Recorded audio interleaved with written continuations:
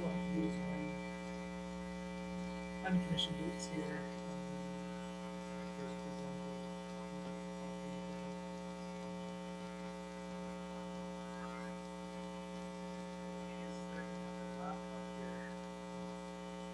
Test. Hello. Can you go to your participants tab? It's just you for now, right? We'll have to admit people as they come in, but yeah, that's where I'm not sure if somebody's right here presenting, if they have an audio loop.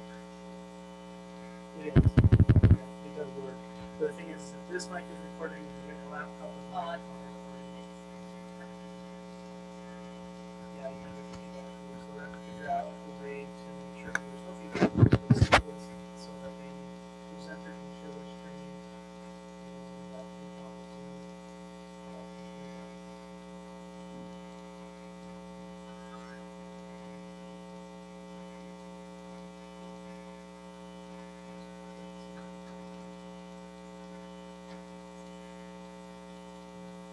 back down.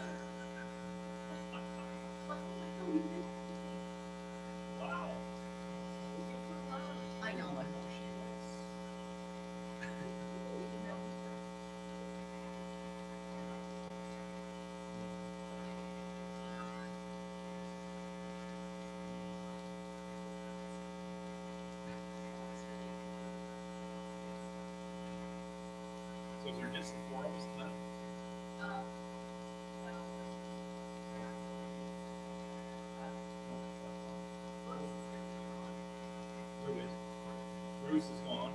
Okay. That's a good reason. Anything that has to do with a spouse is a good reason. Because this thing pays so well. So not Bruce, but everyone else.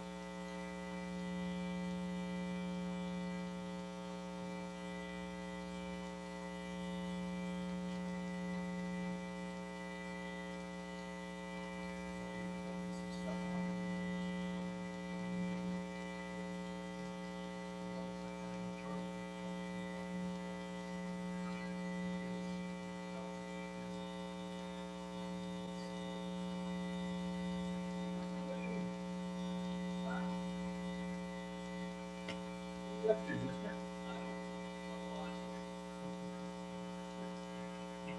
got my second shot today.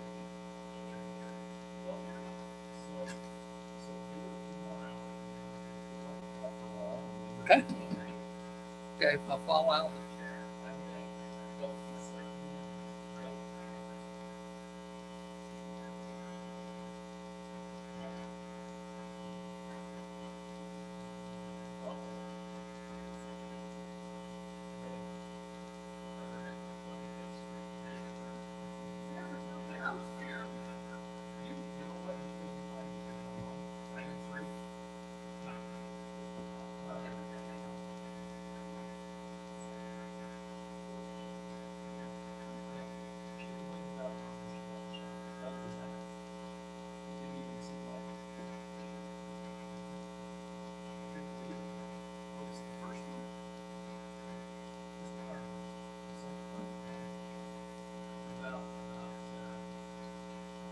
I got it out late after. 5, 6 o'clock in the morning. Next weekend.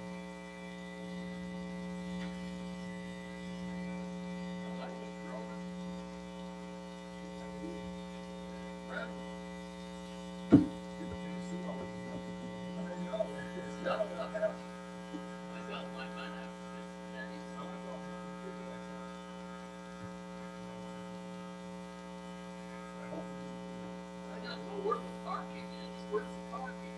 Good question. We don't know either. But on Sunday, The most of those places are together.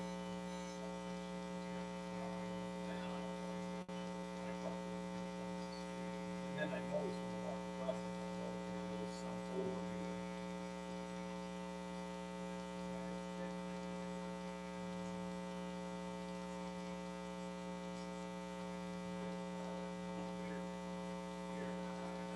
Yeah.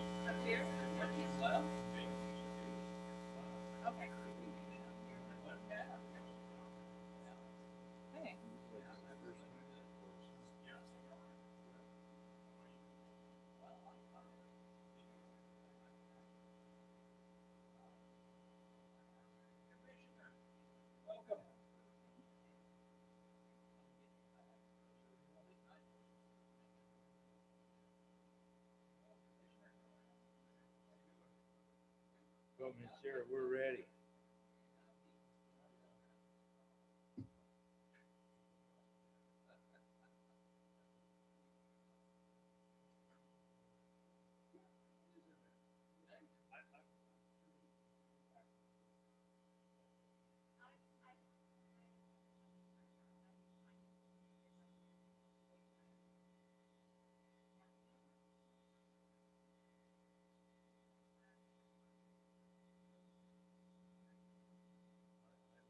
shot twice. So.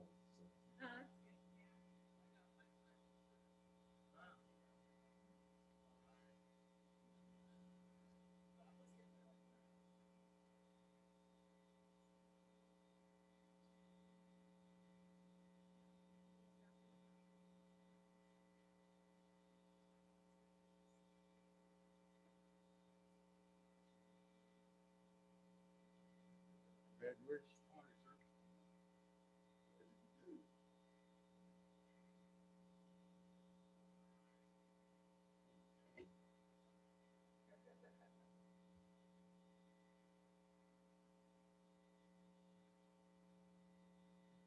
Edwards. Not easy to read about.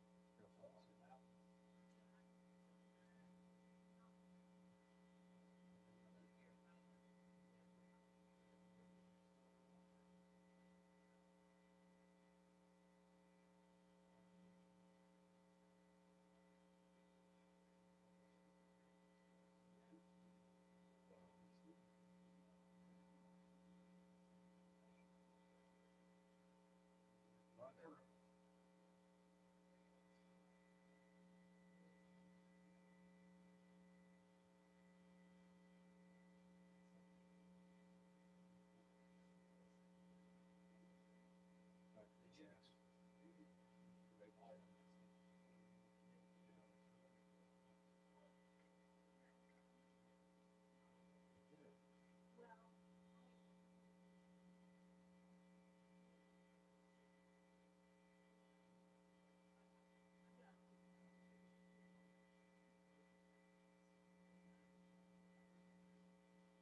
You have outlets in the Left.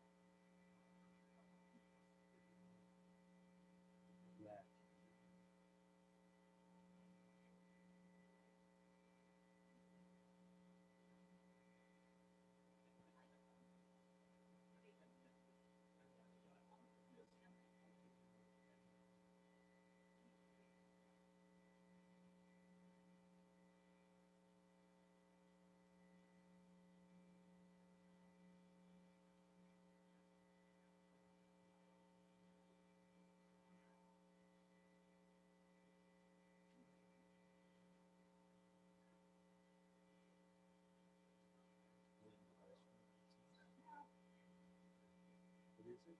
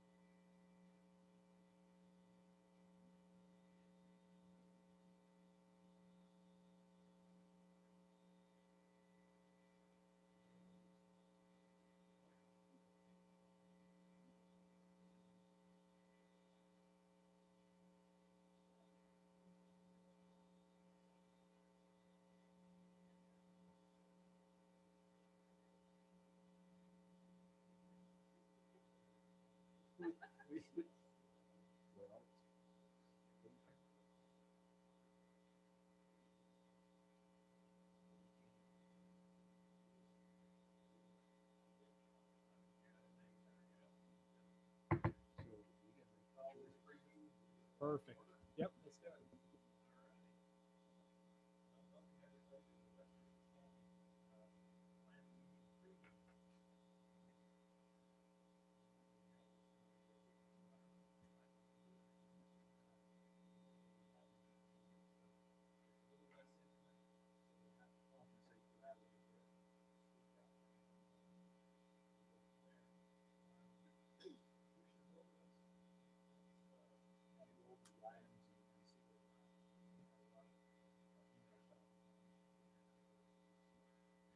So there's a little bit of dialogue I'd like to have with the Planning Commission on a few items.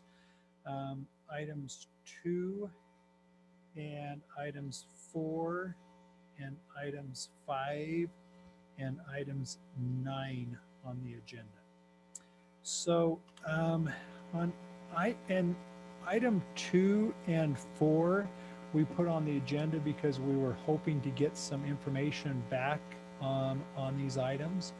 And so what I'm going to do is I'm going to have Miss Aydelotte. She's going to be kind of briefing us a little bit on what they have provided us information-wise up to this point. And if you feel comfortable with what you approved in your motion to continue that on, or if you feel that it needs to be pulled from the agenda, we can do that. But we always want to be fair to the applicant. But at the same time, if you feel that those conditions have not fully been satisfied, because it is final approval on these 2 items that I'm talking about, one is with Stagecoach and the other one is with Winston Park. But I'm going to let Miss Aydelotte first. We'll talk about Stagecoach and talk about what the conditions were that were part of your motion and what conditions have been satisfied thus far and which ones haven't. And if you feel comfortable to have those continue on the agenda, or if you or if you feel that they need to be pulled. So.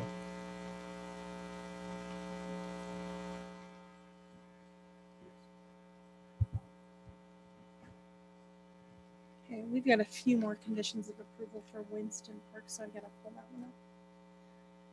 For Stagecoach, I believe there are 2 conditions of approval that were contained. So when we put together a notice of decision, we pull those conditions of approval directly from the staff report and from the motion that was made by the Planning Commission. So those should contain every condition that was listed in the minutes and discussed. For Stagecoach, there was a condition of approval put forth by the Planning Commission regarding proof of sufficient shares for secondary water. Hooper Irrigation has provided us a letter that specifically states that they've shown Hooper Irrigation that they have more than sufficient secondary shares for their irrigation. I'm not sure if that, I think the specific statement was a final approval letter. Typically, the water companies issue a final approval letter once they've actually looked at the improvement plans. And so I'm not sure if this will satisfy what you're looking for, but the applicant has shown that they at minimum have those shares for secondary water. So a question that I got on this, maybe for you or Director Grover. So when these districts, whether it be secondary or culinary, they provide us a preliminary letter. And that normally comes when we give preliminary approval. Then they generally provide us a final letter that they've given final approval on this. That generally comes when before we give final approval on these, right? Just like the letter, if you look at the 2 letters from Taylor West Weaver Water, the one was a preliminary acceptance, the one was a final acceptance after we looked at the plans. Right. Typically, and Director Grover may be able to add to this, typically what we do with regards to secondary water is we follow the lead of the culinary water supply. If a culinary water district like Taylor West Weaver says you may not use our water for secondary purposes, in order for us to grant you approval, you need to show us that you've secured your secondary water. We then require final approval from the culinary water company, generally assuming, and we do check that, and we do make sure that we verify that, that they have secured their secondary water shares. In some instances where there are wells and Weber Basin is the water provider, many times that they will specifically state that you can use a portion of that water lease for irrigation purposes. Does that kind of answer your question, Chair Edwards? No, Okay. it Commissioner doesn't Grover? really say when those letters are. So typically we require the water shares at the subdivision level, but before they can actually pull the building permit, we have to have the valid water. So if they're on a well, they have to have the well drilled and tested and everything before they can actually pull the building permit. But they're actually able to record the subdivision, but they can't actually do any development and pull a building permit until they actually have the well showing that they have the physical water in place. And I understand that, but when I'm asking more on the final letter from these companies, that say, yes, we accept this system based on the plans and everything. They have sufficient shares. They're, you look at, so go back, to the email that I sent back today and that letter from Taylor West Weaver. It says right on the top, this is final approval for this, as long as they turn in, the $100 per lot and meet those certain requirements. That's their final acceptance, which I feel then gives us the okay to move it forward. We've met the developers met that district's conditions to move forward. Right. So that should come in prior to us granting final, correct? Typically that's brought in prior to the county commission granting final, but if you want to have it before you grant final, we can do that if that's how you want to proceed. We've never done it that way, but we can do it that way if that's how you want to proceed. Either way, it's not going to get past county commission and get approved until that happens. If you want to be specific in your motion, like you were in this one, you required it for you, we can hold it up, but that's not typically how we've done it through the years, but where it was specifically in your motion, if you want to hold it up because of that, you can. It's up to you as a planning commission. I just feel, and I don't know how the rest of you commissioners feel, but there's been too many times things have been missed when it hits subdivision level and it's burning these other districts because of things that we have missed, I feel, because we are letting it get past us. Or if you read through our agenda and go through the staff reports, you look back on what our previous commitments were, had to be met prior to granting final approval from the planning commission, but yet then it changes and it states, well, now it can get, as long as it's met before granting final approval from the county commission. And I don't agree with that. I think we should have these developments buttoned up, have all the boxes checked before this thing moves forward. So when it hits the county commission level, then all that they're seeing it once, we're seeing it multiple times. Most of these subdivisions, we've seen it through either a PRUD agreement and then a preliminary, then a final. County commission's seeing it once. I think we need to make sure that we're wrapping these things up and all the I's are dotted and the T's are crossed before they leave us. That's my opinion. Well, I tend to agree with that. It goes clear back to the Howard subdivision down in West Warren years and years ago. We're going to give you secondary water, and never happened. And just within the last couple of 3 years, the Fencer subdivision had the same problem. They have secondary water now, but they had to get that through Randy Marriott, bring it over, which cost the residents over there more money, which they already, in my mind, paid for the secondary water that didn't get brought in by the system that the developer was going to put in there. I'm kind of mixed on this. I do tend to agree with Vern on this thing, because I think that it's all about how many eyes see this thing, and I think that it would behoove us to make sure that everything is buttoned up before we move forward. I have a better level of comfort doing it that way. So that's my 2 bits on it. I agree with Commissioner Edwards and Commissioner Andreotti. I think that our responsibility is to do the due diligence for the planning commissioners, where they're just seeing it once, And then it would be wise for us to make sure that it is ready and prepared before it goes before the commissioners. And we can easily do that. That's really not a problem. The improvement drawings and the escrow is not required until it goes to the county commission level. That's not required at your level, but some of these other things we can have done. I agree. Thank you. But I think, You know, that- one time we did talk over also that the secondary water or the primary water had to sign off on the plat before it was recorded. And I can't remember what we decided on that. So Whether you to take haven't, that signature off or not. yeah, right now, you'll be looking at that in an ordinance right now. It's definitely not required right now, but you'll be looking at the culinary and secondary water when Mr. Ewart does his presentation. But right now, it's not required. it's not in the ordinance currently. It's currently not. So I'm going to turn to legal and just get some information and some input there before we proceed to decide what we're going to do with this item. So you're talking about, you want some input on the previous meeting and the requirement from the Army Corps of Engineer? Is that what you're talking about? Or are you talking about the plat now? We're going back to the first item, which is the Stagecoach, where there was a discrepancy on what was provided in the packet for Correct. the second provisions for the secondary water, where we're at, and that we're not current, or at least we don't feel like we're current with what the motion was previously on the preliminary versus where we're at on the final. Right.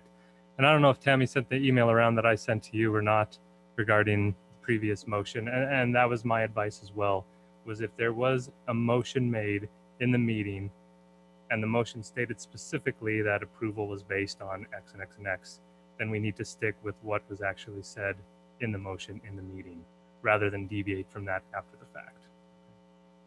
So my question now is either to Director Grover to take this item off. Do we have to have some sort of a vote or No. No, you can just decide as a commission to take that off. Because in the pre-meeting, we don't do any voting on items, but if you feel like it should be taken off, we can do that. And same thing with item number 4, but there's no action taken in the pre-meeting. But if you feel like they haven't met the requirements that was stated in your motion, that can just be pulled off the agenda. Do we do that in pre, or do we do that in the beginning? You can state that in the beginning of the meeting, Okay. so that it's on the official record. Okay, very good. Then I think that we have information that we need on that. I feel that the item should be pulled. I agree with the consensus that these things should be buttoned tight, and especially on this particular one where it was in the motion.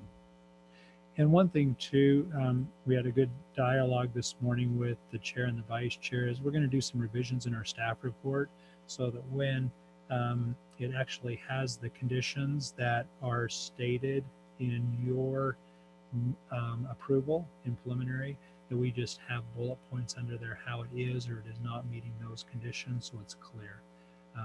And we'll talk about that in staff meeting on Thursday. So you're aware. I'd like to get some more information on, okay, Director Grover, do we take comment from public at this juncture?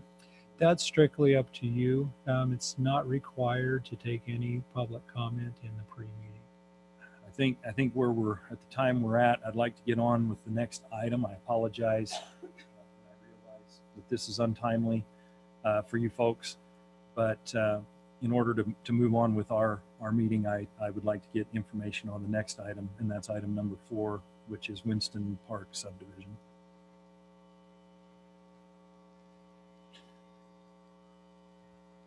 Okay, Winston Park Subdivision. Let me pull up this notice of decision here.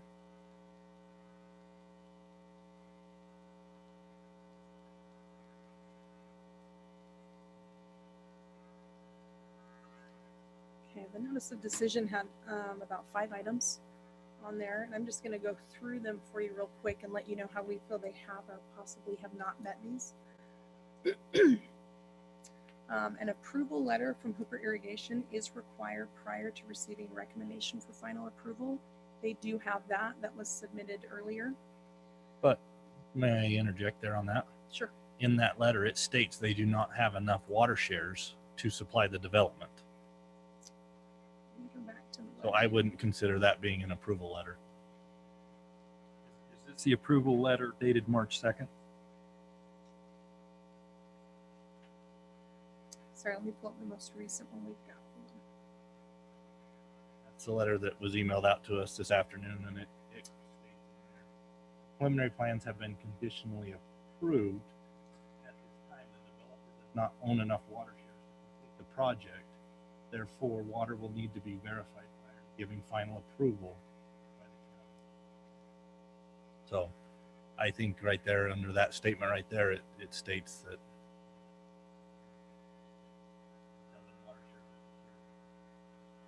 Okay. Do you want me to go through the rest of these, or? we can keep going. Yeah, please. Okay. The application will be required to comply with all review agency requirements. That's standard verbiage in our staff reports, and generally, hopefully, covers everything from all the review agencies. There are typically in an engineering review, typically their requirements are fulfilled, and again, this may change after discussion today. Typically, many of engineering's requirements are fulfilled prior to going to county commission. A lot of times they don't give a preliminary review. Let's see, so I'm not sure how much of that you're looking for before it comes before you as far as engineering's requirements go. I'm gonna go down and we'll discuss the wetlands assessment. Annexation into Central Weber Sewer District is also required. They're currently in process with that. That has not been completed yet. Per engineering, and this was, I would say, several days before the March 9th meeting, engineering discussed with the applicant the possibility of wetlands on their property. One of the things that the engineering division consults is the National Wetlands Inventory. That's the first thing they bring up when they go to review these. They brought it up. They realized that according to that, there were wetlands on the property and they wanted to see them addressed. The wetlands assessment they felt didn't sufficiently address them. So initially they required communication from Army Corps of Engineers, which is why that was put into the staff report. And then it was repeated by the Planning Commission. They have received an addendum. County Engineering was fine receiving an addendum from the same company that performed that wetlands report, as long as they satisfied the concerns of County Engineering. County Engineering felt they did. However, Chair Edwards did bring up the language in the approval that they received communication specifically from Army Corps. And so they haven't done that. Frankly, once engineering said, hey, if you want to get us an addendum, that's fine. The applicant didn't pursue communication from Army Corps. I think generally we weren't aware that would still be required after fulfilling engineering's request. So that has not been taken care of. And then ditches and drainages are maintained so as to not restrict drainage from neighboring properties. And that typically comes up when they are submitting improvement drawings at a later part in the process. Chair, can I please a little bit on this? So I'm concerned with this and why yes, it's specifically made in the motion that that letter come from Army Corps of Engineer. And that was at staff's direction. Right. You know, we followed with what the staff. My concern with what the consultant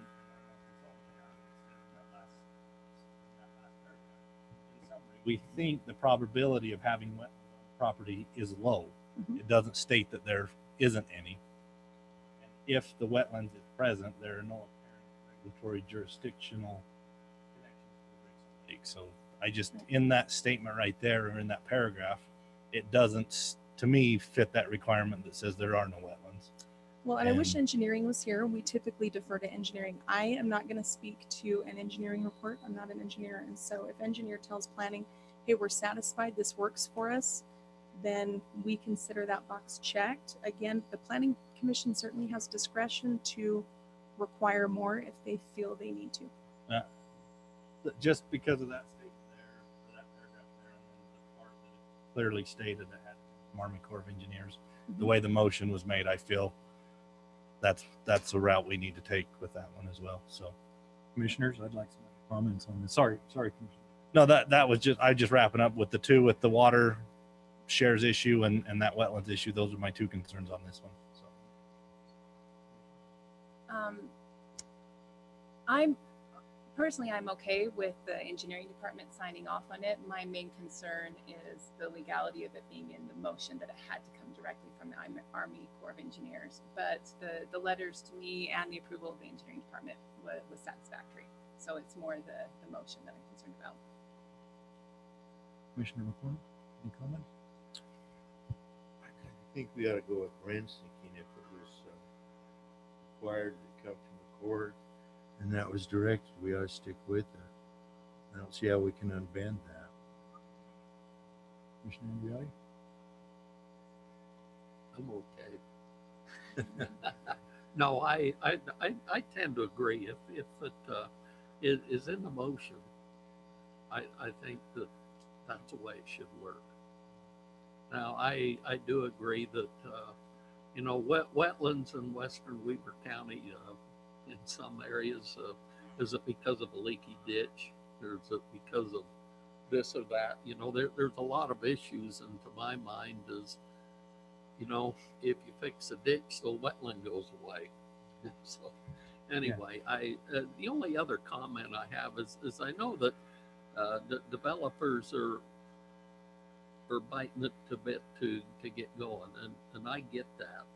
And I would just maybe throw this out is if they can get the documentation, I'm not adverse as to have another meeting before next month and come in and vote on these issues. So I'm kind of putting the door there to, if they want to take it, I'm willing to come back if they get the proper documentation. I do have one more thing to add. There is a wetlands map. There is. And if the property's not included in it, the Corps probably shouldn't be included, because they're definitely going to have some input on it. That they are. And refresh my memory. Was it asked of the Corps because it is on the map? It was asked of engineering because it was on the map. Of engineering. Yes. But then the applicant pursued it with the Corps. The applicant did not pursue it Did with the not. Corps because engineering stated if you can get an addendum from the gentleman who performed the wetlands assessment initially, that would satisfy us. We wouldn't require any communication from Army Corps. That was for engineering. And so the applicant has not yet pursued that because he wasn't aware that he had to. Okay. So did they get the addendum? They did get the addendum. Mm-hmm. Legal? Well, again, it's a best practices thing. If you were to choose to disregard your previous motion and continue and approve the cluster subdivision, you technically could. But that does open yourself up to somebody else's subdivision when they come along and you have something stated, a requirement in the motion that they have to abide by, and they said, well, you changed it for the other guy, why do I have to? Again, it's just really best practices to stick with what was in the original motion. Thank you. So, having heard everyone's input, I feel the same way as I did on item 2 about item 4, and that is, I think that this should be delayed until we get this matter taken care of. And it's unfortunate that the Corps of Engineers was specifically named and brought into that discussion and into that motion, but it has. And so I can't help but think that we're not in the business of setting precedent, and I certainly don't want to do that now. And so I would say the same. I would recommend that we pull item 4 from the agenda, agreeing with Commissioner Andreotti that if we can get these items resolved before the next meeting on both of these items for Stagecoach Estates and for Winston Park, I'm happy to make myself available for an additional meeting, and I believe we could come up with a quorum to do that. I am the same. Okay, any other, I appreciate your time and I appreciate your reading through the staff report. Do you have any other questions for me regarding those items right now? Okay. And thank you. Yep. Well, given the time, we're after our normal starting time, I'm going to go ahead and call the pre-meeting to adjournment. I'm going to go ahead and get started with our regular meeting. So, having said that, welcome to the Western Weaver County Planning Commission meeting on May 11th. We're going to go ahead and stand for the pledge of allegiance.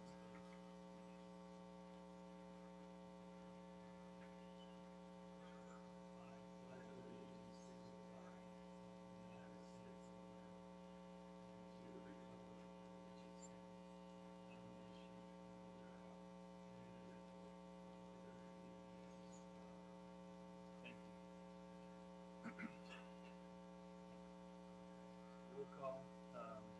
Commissioner Nilsson and Commissioner Bell are not in attendance. Item number 1, petitions, applications, and public hearings. Administrative items. Administrative items 2 and 4 have been postponed or pulled from tonight's agenda with more information required on those 2 items.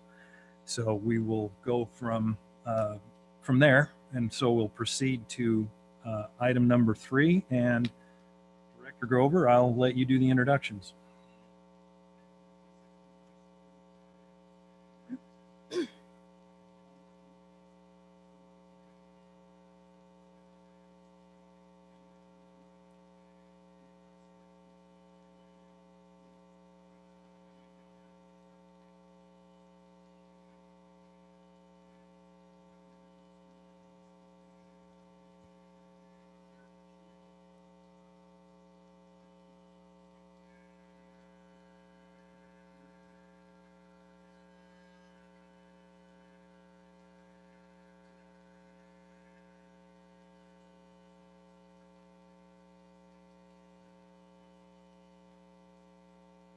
Thank you.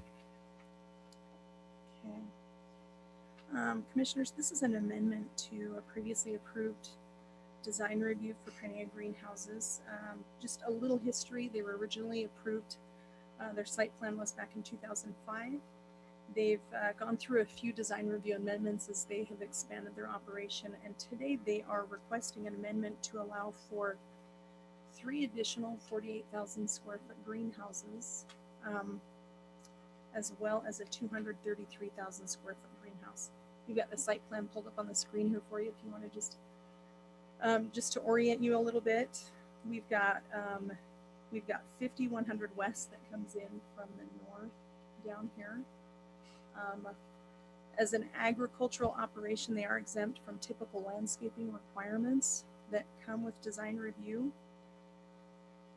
I'm not sure if there's really much else to add other than staff feels that they've met the design review section of the land use code, and we would recommend approval subject to all review agency requirements and the following condition: that they'll comply with all requirements from Weaver County Engineering regarding management of stormwater on site. Do you have any questions for me? Commissioners, any questions? Okay. All right. We do have the applicant here if you have any questions for the applicant. Very good. Any questions for the applicant, or would the applicant like to speak? No? Okay. All right. Having no further comment on this, I'll ask for a motion, and then we'll have some discussion. Make a motion to recommend approval of file DR 2021-04, subject to all review agency requirements with the following conditions. Pineae Greenhouse operation will comply with all requirements from Weaver County Engineering as means to management of all stormwater effluent from the business operations. Number 2, land use permit must be issued for the new greenhouses Number 3, building permit must be issued for gas and electrical lines. And my recommendation is based on the following findings. The proposed project complies with applicable county codes. The proposed project conforms with the West Weaver general plan. The proposed project will not negatively affect public health, safety, or welfare. The proposed project will not deteriorate the environment or of the general area as to negatively impact the surrounding properties and uses. Thank you, Commissioner Edwards. I have a motion. Do I have a second? I'll second. I have a motion and a second. Is this a roll call? Or, excuse me, let me back up. We'll have some discussion. Is there any discussion? No discussion? Is this a roll call vote? Or is, okay. Commissioner McCormick, Yay.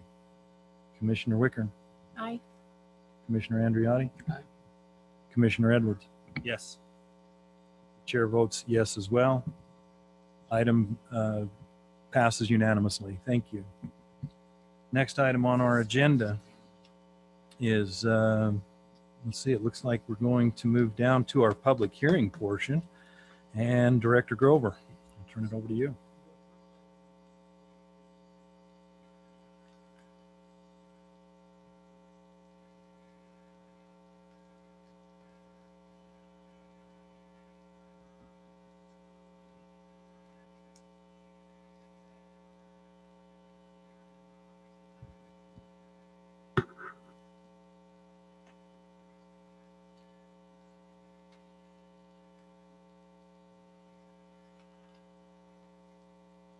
Okay. Do we need to begin the public hearing now or after?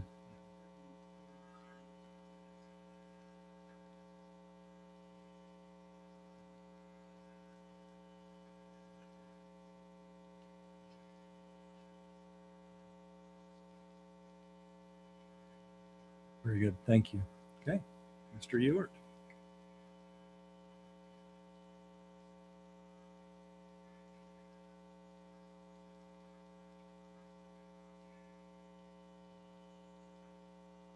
Thank you, Commissioners. Just a moment to share my screen here.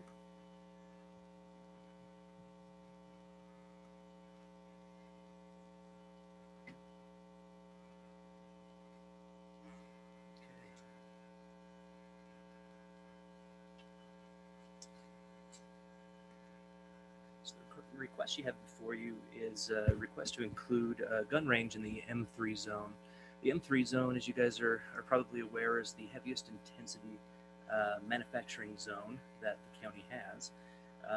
And it's designed for uses similar to manufacturing of rocket parts, testing of rocket facilities, missiles, stuff like that. So it's a pretty heavy intensity zone. There's a big amount of acreage, large amount of acreage, like 25,000 acres or something like that out west is in that zone. Not a lot of manufacturing uses have been established out there, but the applicant is requesting a gun range. As we researched the use, one of the things that we are a little bit concerned about is the possibility of ricochets or stray bullets or whatever. Out there in the particular parcel that the applicant owns, it's not as much of a concern because it faces the lake bed. You're not going to see a lot of people out there. However, we don't know what's going to happen in the future. There is some talk about the possibility of having an inland port or a portion of the inland port out west. And so uses could fill in around the particular parcel pretty quickly. But also, we're not just looking at one parcel. We're looking at the entire zone and what could happen in the entire zone. And so as we look at this, we're considering the possibility of allowing it with conditions. So we've got a specific standard that we're looking at is to have baffles and berms on either side of wherever the range is. So as you're in the shooting position and you're looking down range, you're not going to see any skyline, behind your target. You're not going to see any skyline above you or anything like that. Wherever the projectile is going, the only place that it could go is into one of the baffles that you see up on the screen, or into the berm, or hopefully, if you're a good marksman, into the target. So essentially, that's what we're looking at. I looked at a few different examples of how to design this. If you were in the shooter's position, looking downrange, you'd be looking at something like that. The shooter position is right here. So if you're standing in this location here, you're not going to see any of the skyline behind you. It's going to be all downrange. And we would expect the construction of the baffles up here and the density of the berms on the sides to be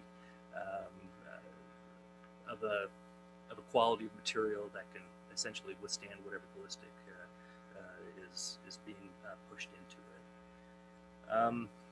With that in mind, the only other concern that we're really worried about is the possibility Charlie, of sorry, wildfire issues. I'm not trying to interrupt, but Greg Bell's in the waiting room, it says. No worries, thank you. Other than stray projectiles, we're worried about the possibility of wildfire issues. Again, out in the M3 zone, there's not a ton of wildfire hazard concerns, at least where the site that the applicant is looking at is concerned, but you do have some other areas that have a little bit more vegetation that could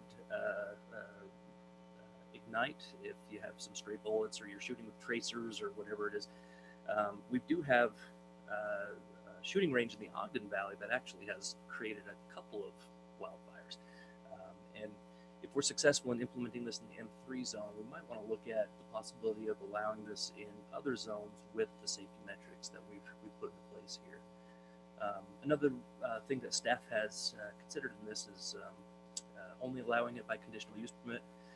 If it's a conditional use permit, you can look at the site specific characteristics. If you've got a lot of dry tinder, a lot of dry vegetation, you work with fire chief, make sure that you've got whatever sprinkler system is needed to extinguish the issues, or enough defensible space to keep dry vegetation away, for example.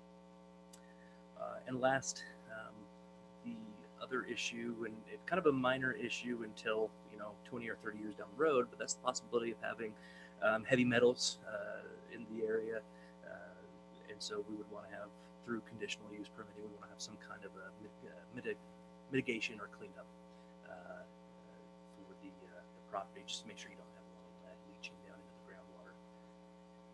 Any questions, comments, or concerns? The actual proposal is pretty simple. It's just that on your screen. A little bit more robust than you see on some of the other uses there, but that's because a lot of these other uses, like missiles and missile parts, those were put under conditional use permit standards. At the time that conditional use permits were kind of a magic wand almost. It was kind of if the planning commission feels good about it, it can happen. That's not the standard anymore, as we heard from our training last week.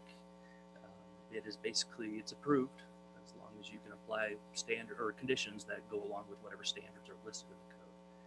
So in here, we've got standards that would be applicable to all shooting ranges.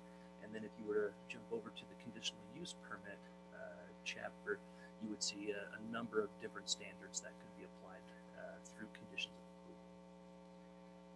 Any questions about the proposal or concerns? I have a question. These shooting ranges, I don't really shoot anymore, but a range like this, would it be supervised? By the owner or tenant? By the owner or somebody there? I would hope so. I haven't looked into how the management plan would be or the operations plan for the business, but that certainly could be something we look at through a conditional use permit, or by modifying this to ensure that there is a tenant on site. We could do that. So basically, we could list that as a condition, right, in the approval. Yeah, you could. If you list that as something you want listed here, I'll make sure that gets in there before it gets to the county commission. If you'd like to see it listed somewhere else, or you want to read it before you pass off on it, we can bring it back. Whichever you guys choose. Other question? I got one. So this isn't the only shooting range we have in the county. Do we have, would this be a new ordinance, I guess, would say that we're putting in there? It would be, yes. So, It'd be a new use. like, say the one over in the industrial park, what does it fall under? I believe that one falls under a publicly owned facility, given that it's owned by the county. But there have been concerns coming out of that facility of stray bullets. People people over in the trailer park next door expressed some concern. So as I was working with the folks who were out there at the shooting range, they mentioned some of the things that could be done to make sure that doesn't happen. For example, you don't want concrete on the ground. If you're going to do the baffles up on top, you want to have something that's going to stop ricochet, not something that's going to perpetuate ricochet. In some cases, you can do your baffles at an angle so that it directs the bullets. It isn't going to stop a ricochet, and it might actually make a ricochet, but it will ricochet in the right direction, so it keeps it downrange and not spill everywhere.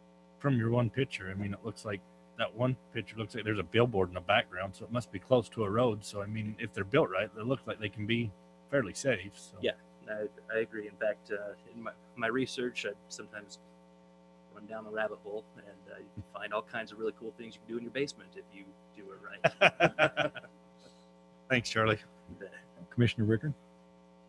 Yes, as you were talking, when I looked over this originally, I think conditional use was what I'm leaning towards. I do think that they can fit into an M3 zone, but I think that a lot of conditions need to be met for safety, physical, fire, all of that. So that's where I'm leaning, is that more of a conditional use rather than a approved permitted use here.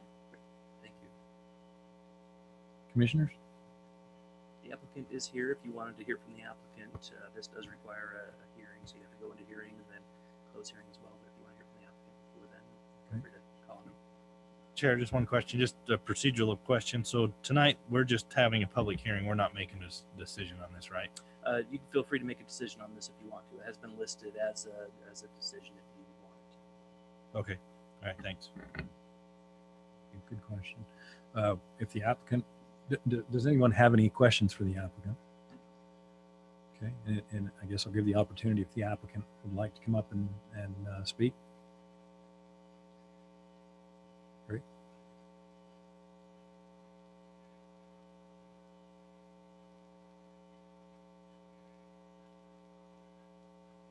Good evening. Hi there. I'll be happy to take any questions. Go ahead and give us your name, and then maybe you can just give us an overview of what you've got in mind here. Add to what Charlie mentioned, or anything else you'd like to tell us. My name is Justin Barrow, and I grew up out in West Warren, where the proposed site is.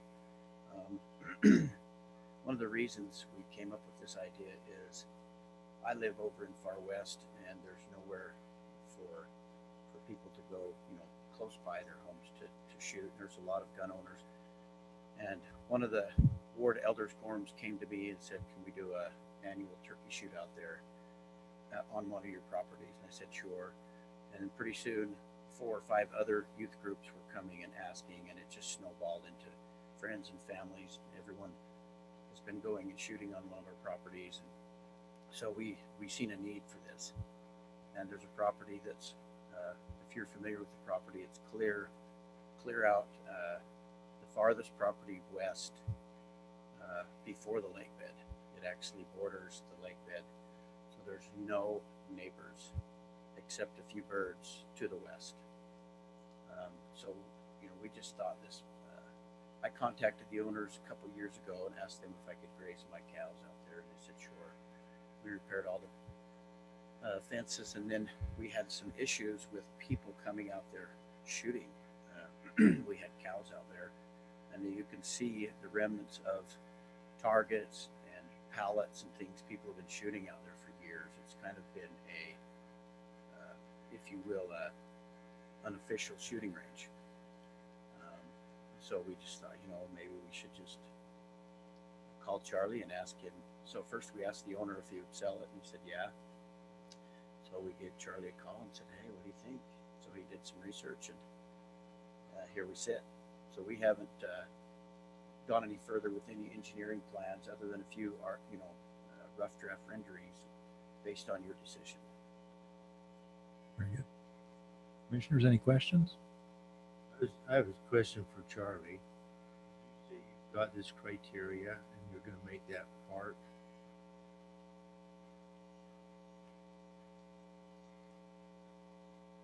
Any other questions? So just maybe a brief overview of what we would like to see out there. We've seen a need for a lot of handgun users, a lot of rifle users, and a lot of shotgun users. So as we asked some of the local people and friends and family from our ward and other wards that go out to one of our properties to shoot all the time, they've all just been ecstatic over, you know, they would love to see this, and this. And one friend of mine in particular said, well, I'd like to see an archery range so I could take my whole family, because my son is an archery hunter. So with that information, we've kind of came up with a general plan of a rifle range, pistol range, shotgun range, and then we would have a friend who is really into the tactical training, and he has some people from law enforcement that are just really excited about having a training course out there for law enforcement and even military, you know, out there. The thing that we love about the site is there's no neighbors to the west. You know, it's clear out there. We would propose the highest of safety measures with a berm around each individual, you know, area with the fire suppression system, and obviously, you know, you're going to have to. But we want to make a safe place for users and the general public around it. Obviously, hearing protection, mandatory sound absorption materials would be used in the construction of the shooting house, and you know, we will have to provide.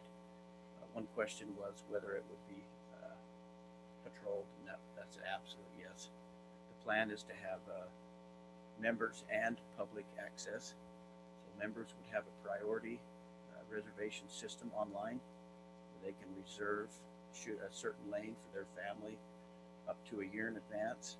But the public could also access a secondary system to reserve lanes and shooting times, and they could also just come up on site and pay. You know, obviously members would have preference for reservation times and places, but we want this to be available for the public as well. Any questions? Okay. All right. Thank you very much. Thank you. All right. Well, we'll open a public meeting. So, is there anyone from the public who would like to make comment on this item? Need a motion to go into public hearing? Oh, okay. I was going by the script, so I didn't see that. Okay, go ahead. We have a motion for public hearing. Do I have a second? All opposed? Motion carries. Okay, we're in public meeting. Any public that would like to comment, please come forward. Angela, there's someone in the waiting room again. I live on 1400 and 2900 West, and it would be good for a family to go out and shoot.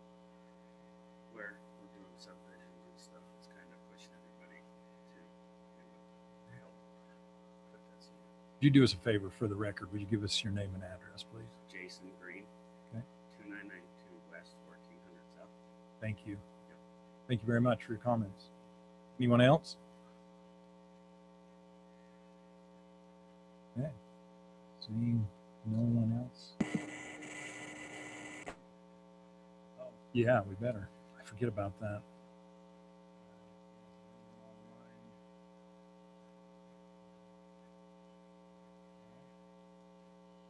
Well, we'll close the public meeting. Do I need to have a motion for it? I'll make that motion. Second it.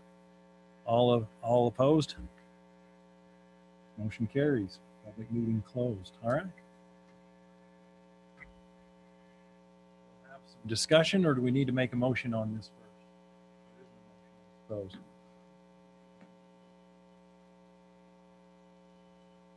Okay. All right. I'll take a motion on this item, please. Chair, I just got a question for Charlie before I'm ready. Go ahead. So, Charlie, just so in order to, do we need to add that as part of our motion that we would want someone to be that it be a manned one, or that someone be staffed out there for it? Is that in the motion, or is that come conditional when they actually make an application? I'd recommend putting in the motion. If you make it conditional, there could be some wiggle room for interpretation. You'd be better off putting it in the motion. I could write it right where the underlying text was, that the operator needs to be on site at the time of shooting. So that stays with it all the time. Yep. Okay. Any other questions?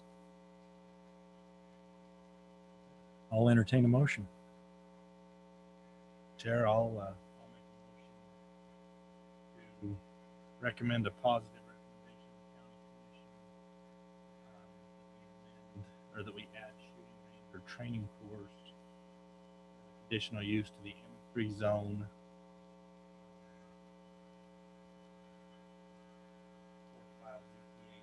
021-03 based on the following findings.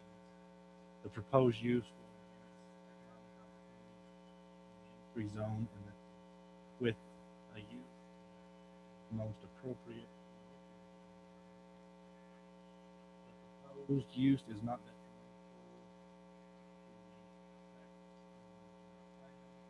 to the use could provide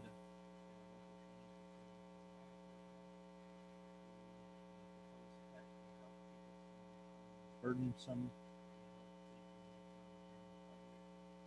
Add a fifth condition on there that an operator be on site at all times when the shooting operation occurs.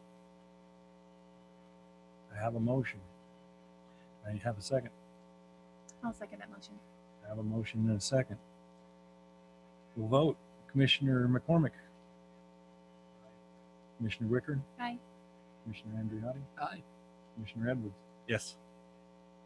Chair votes positively as well. Motion carries unanimously. Thank you very much. Now, on this, do we discuss the conditional use at this time for this particular item, or are we going to go back and plan this and then come back with another? Yeah. So once we get You know. a use formally proposed on site, we'll see construction drawings. We'll do a design review, and that'll come back before you guys as a Typical. conditional use. Our typical process. That's right. Okay. Thank you, Charlie. Yeah.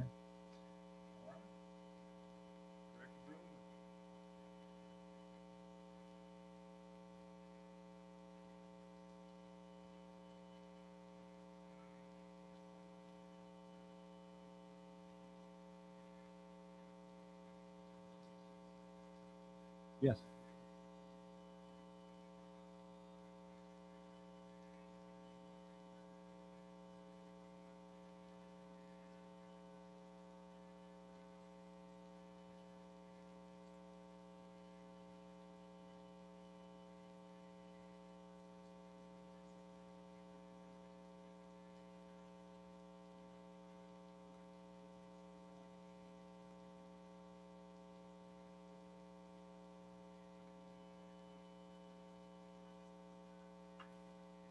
Thank you, Director. Thank you. Thank you, guys. There've only been a couple of minor changes between what you have before you and what you saw in your last meeting. The biggest change out of the minor changes is that the last one you reviewed had two different sections. It had a culinary water section, it had a secondary water section. It turned out that the language was just so redundant that I started merging them into one section. So you've got just a water section that addresses both culinary and secondary water. The other thing that you'll see here is we've got three different definitions. Different definition for water or irrigation water, secondary water, and a definition for a water service provider. Culinary water is already defined by state code. And I took a lot of this from the state code as it is. Difference between irrigation and secondary. Secondary is pressurized. Irrigation is non-pressurized. And so when we say that every property has to have secondary water, we're talking about pressurized secondary water. But that leads to the next change proposed, and that was after some discussions with the Ogden Valley Planning Commission that I'm assuming would be applicable in Western Weaver as well. And that's for properties that have historic irrigation water rights that have been applied to the land. Somebody wants to subdivide it, but keep those water rights on the same area that had been previously irrigated. We will put, we've got an exception to this secondary water rule that says, sorry, I'm trying to find it. Section F. Thank you. You know it better than I do. I don't like it. Okay. And we can make it only applicable in the Ogden Valley if it's something that needs to be changed. But basically saying that if you've got irrigation rights that have always been used on the property, you subdivide the property and you send those irrigation rights with the new owners, they can continue to use that in lieu of a pressurized system. But it sounds like there may be some need for change on that. Can you care if I discuss this, Chair? I think it's as good a time as any. Here's my concern, Charlie. So water districts and stuff like that, they have conditions in there that state, you know, if you have a pressurized source, you have to connect to it. You know, I think this is going to open the door to, you know, well, I've got irrigation water right here. You know, I'm going to put a pump in the ditch and pump out of that. We actually seen that just recently come to our board last month. And someone said, I've got 4 shares of water. I don't want to pay to tie into Hooper, even though the pressurized was in front of it. Well, it muddies the water too much. You're speaking my language, and the reason why it wasn't in there in the first place. So it came up as a concern that one of the planning commissioners in the Ogden Valley had an attempt to try and smooth that. When we started this process, like I told you, the problems in the Upper Valley and the problems out west are 2 separate problems. Yep. And so yeah. Happy to put on just here if there's general consensus. Happy to say this is applicable only in the Ogden Valley. I agree with Commissioner Edwards. I agree as well. Me too. It definitely does. That doesn't work down in I'm a little curious how it's actually going to work in the Ogden Valley as well, but we'll find out.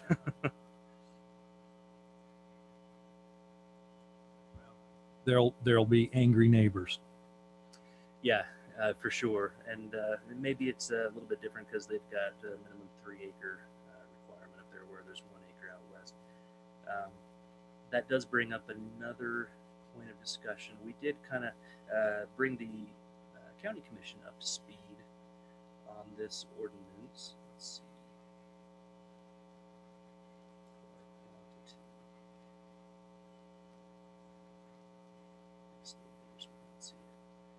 All right, so this section right here, secondary water by private well. If secondary water will be provided by private well, then it shall be assumed that at least 60% of the lot will be covered in non-drought tolerant vegetation. However, this percentage may be reduced by the actual percentage of the lot not covered by drought tolerant vegetation or pre-existing native wildland vegetation if, and then I maybe give some conditions on when we can do that. Basically, a covenant runs with the land that says that you can only water X amount of square feet. County Commission said, why are we doing 60? That seems like we're encouraging people to water too much.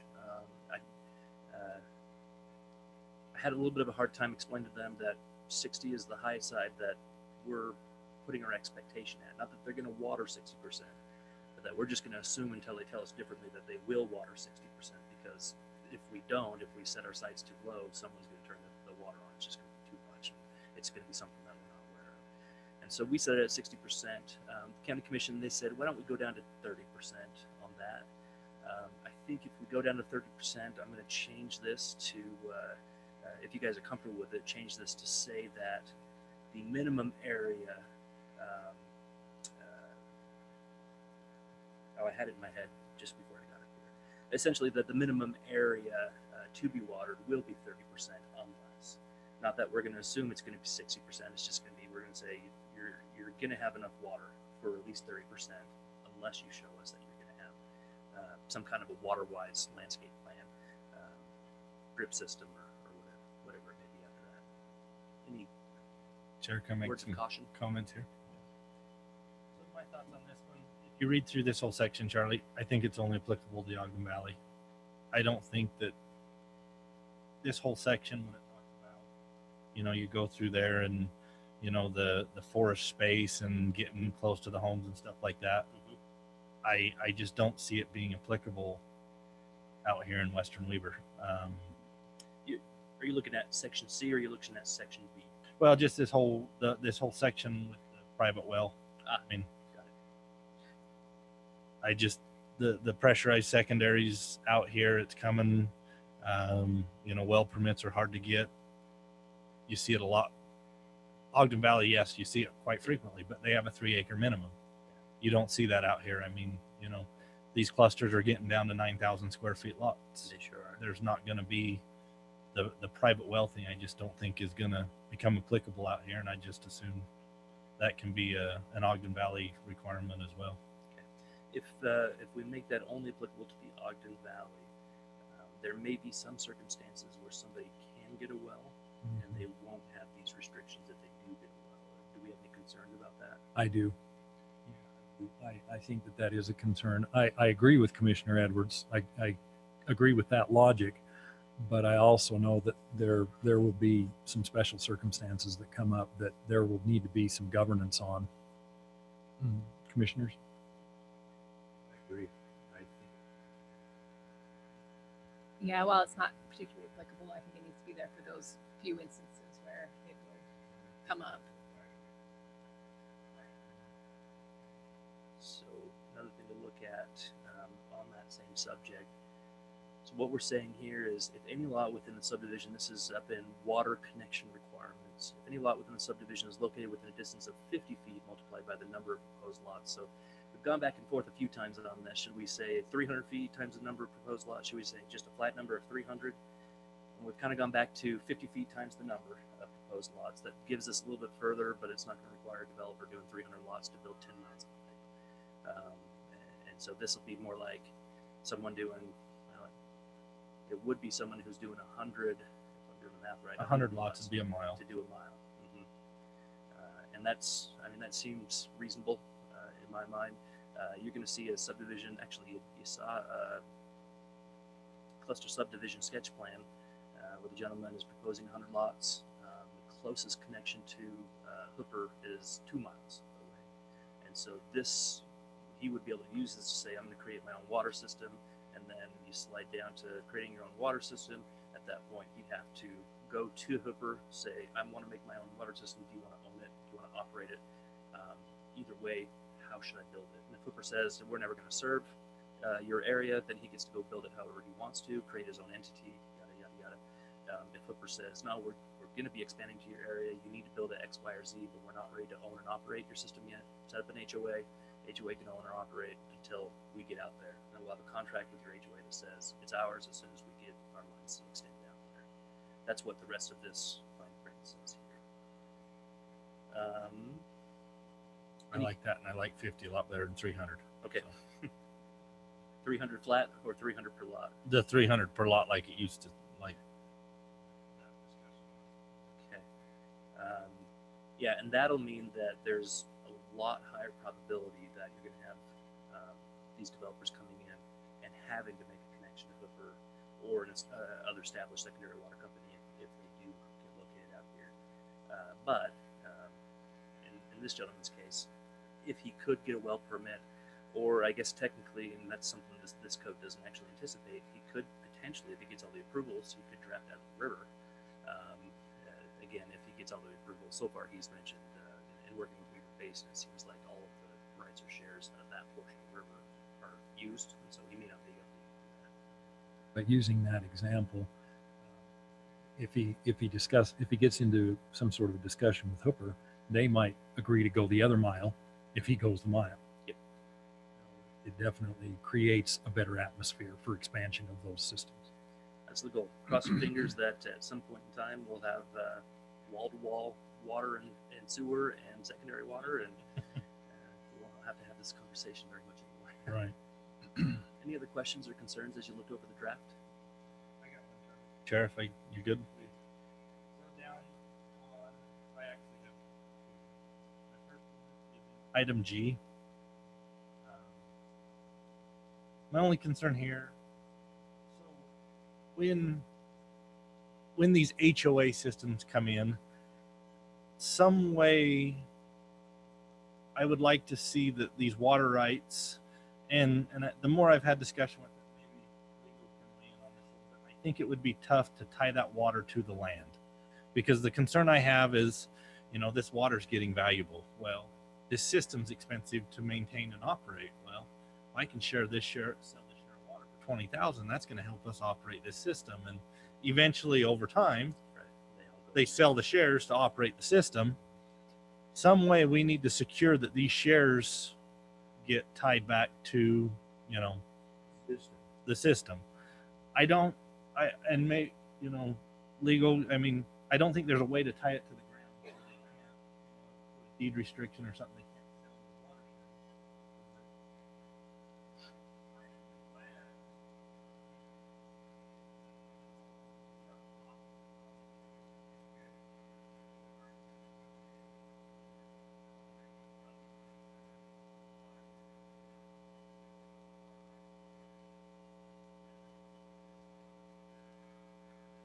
So if you look at the way the paragraph is written, it talks about having to give the rights or shares over to the water company, whoever that may be, or entity.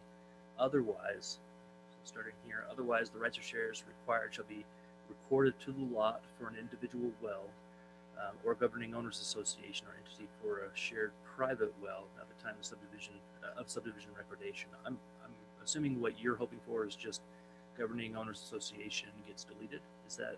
Well, just so that the water stays with the land. Or another option that you know I would throw out there is sign those shares over.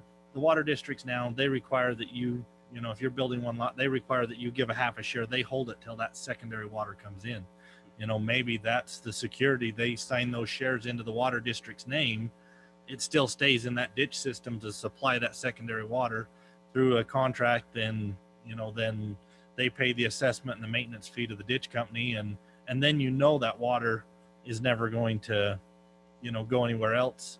Say that the HOA decides to, the secondary system gets there, the HOA dissolves, the water district gives the shares over to the irrigation company, and then it's done. That water doesn't go anywhere. So Interesting. So the secondary water would then be held by the culinary water entity until such time that the secondary gets out there. They actually transfer the rights to them. That's how the culinary water does now. If you have, say you're building a single lot, you have to give them a half a share of water. They hold it.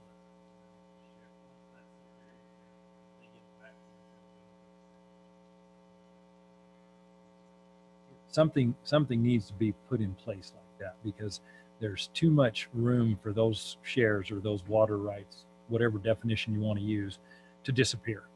And they will disappear. They're valuable. And that shouldn't happen. That shouldn't happen to an unknowing property owner. Yeah, that's got a lot. It has expectations, and they've essentially paid for them. Looking up a little higher in the consolidation language to see if there's anything we already have in here for this. When I read through it, Charlie, I didn't see anything. The only thing that I really said was that section D. I just wanted to try and hone it in a little. It got close, but something to bring it a little bit tighter. Let's do it. Yeah, and the only thing that ties some of these homeowner associations together is this secondary water. There's no other amenities that go along with it other than secondary water. So, yeah, I agree with tightening that up.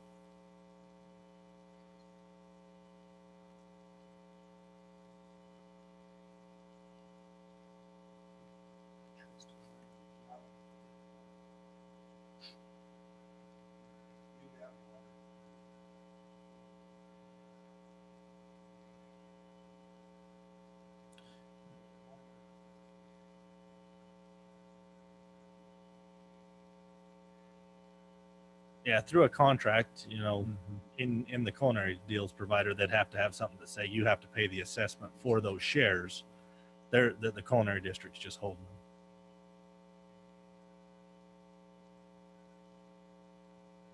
Just my thought process, that would be easier than trying to tie it to the land, but maybe not. I mean, maybe they can tie it to the land easier, that it won't leave there. Whichever the two happens, it just somehow so it. You know, I agree with both, but I like this better, because the average homeowner won't be immersed in how all of that works. Mm-hmm. And so it's just cleaner. This is cleaner, and then that way when the secondary provider is, so to speak, at their front door, the water people are talking about it. The culinary provider and the secondary provider are talking about it. Do we want to provide something where the secondary provider of the area that hasn't extended out to it yet could do the same? Like say the culinary provider, instead of the culinary taking those shares, it would be the secondary holding on to them until they extend their lines out, or would it be better off for the culinary to be holding it? The only reason why I said the culinary, because the culinary already has a process set up that way. You know, they do it currently with these smaller, you know, single lot subdivisions and stuff, but I don't know. I think to the point that most of the private companies would probably not mind doing that. It's a good thought. I'm not sure how interested they would be, but I don't think they would mind it.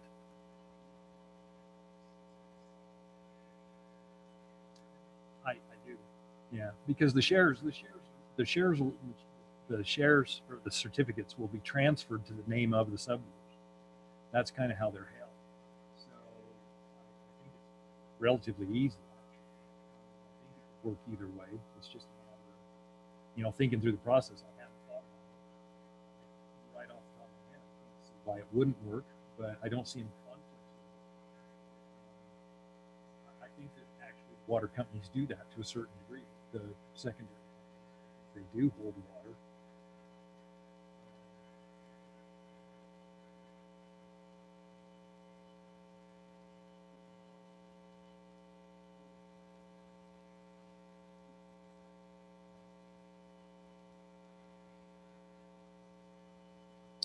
I think they just have to track it to that ditch and make sure, because you know that HOA is going to have to build a pond and stuff. They're just going to it'd take some coordination, because they're going to have to make sure that head gate can still supply that amount of water going through that head gate. I think that's where you run into some problems out west. Is a lot of those ranch ditches they're running so much, you need to have enough hours on it to. Right, and that time needs to be maintained in that ditch.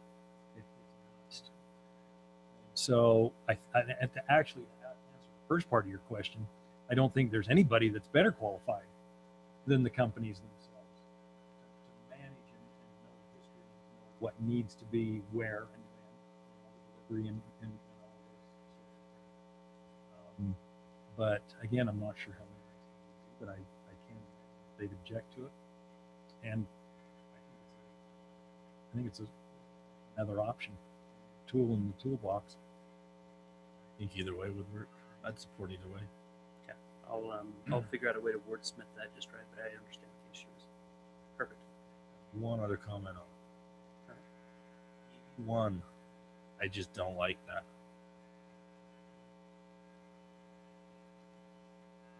I wondered how you feel about it. I just don't like putting the full responsibility on the water service provider to verify a secondary system. In the business of providing not secondary water.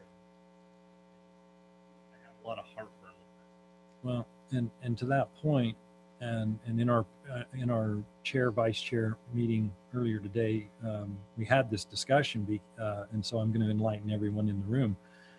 We had a meeting yesterday with the commission, and a lot of shareholders in this water entity, both culinary and secondary.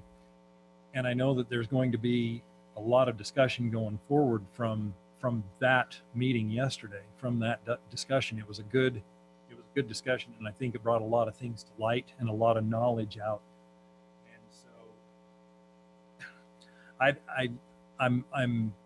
know that you've been working on this for a long time, and I know that, you know, we need to take action on it.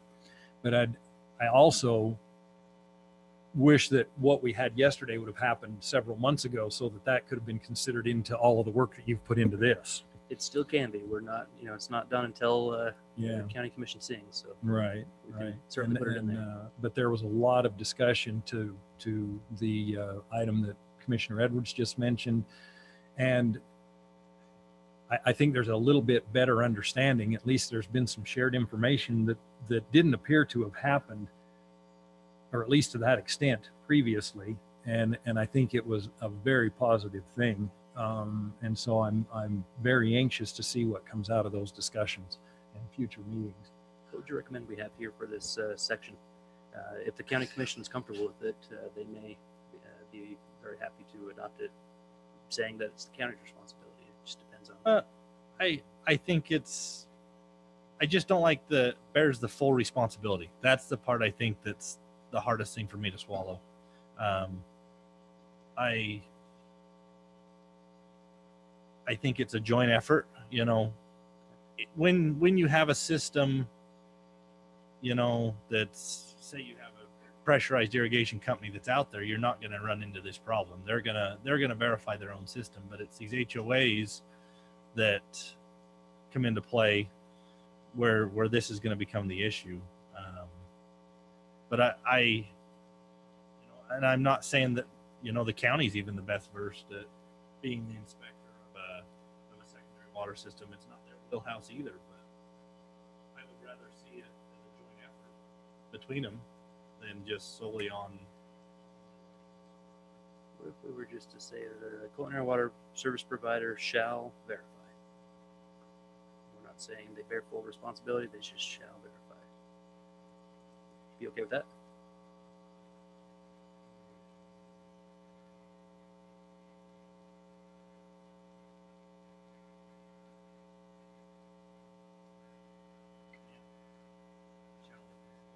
Okay, it doesn't put everything on their shoulders.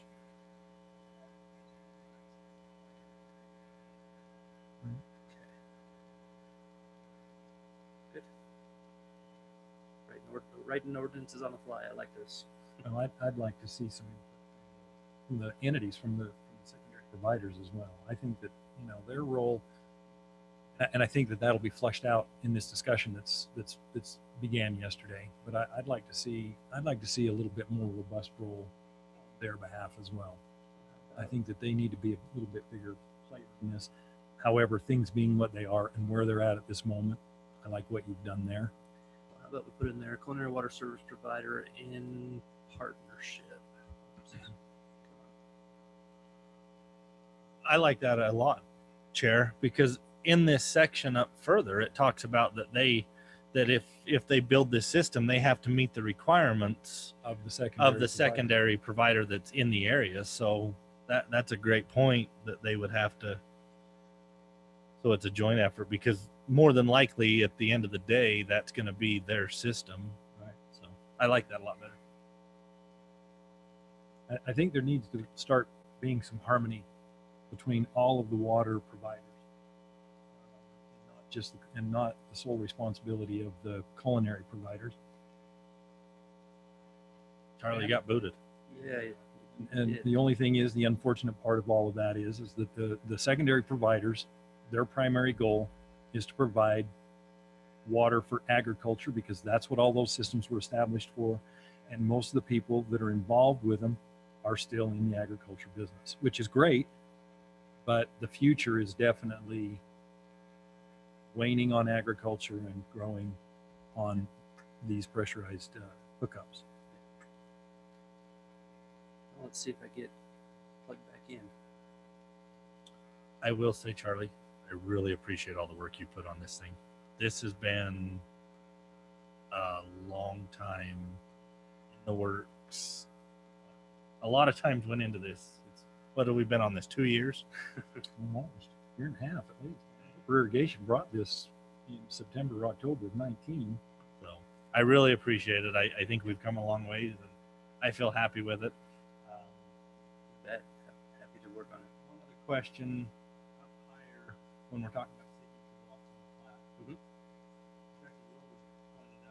I thought that it was currently on there that the culinary water provider had to sign up on the plat the way that the ordinance read currently. I think that needs to be in there. So it is in there. We've also,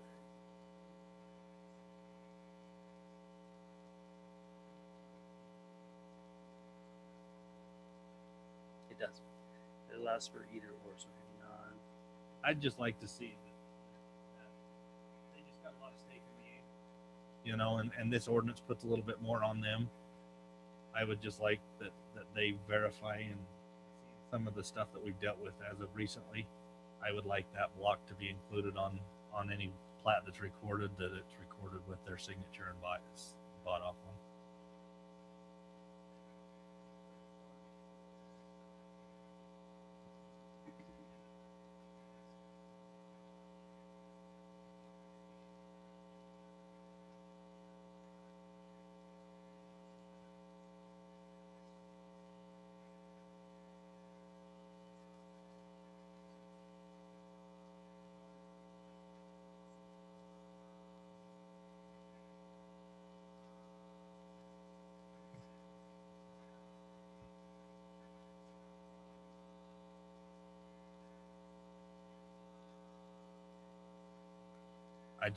I'd like to see it on.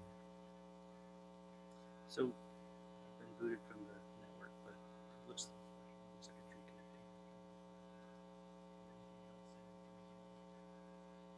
I think it would be nice to have it on the plat, but I kind of side with Director Grover's comments. I think that might be an additional bureaucratic step that will delay the process unnecessarily. So a letter might be more prudent. So correct me if I'm wrong. Isn't the signature from the planning department the ones covering and saying that they've already verified all the conditions have been met, including the secondary water conditions?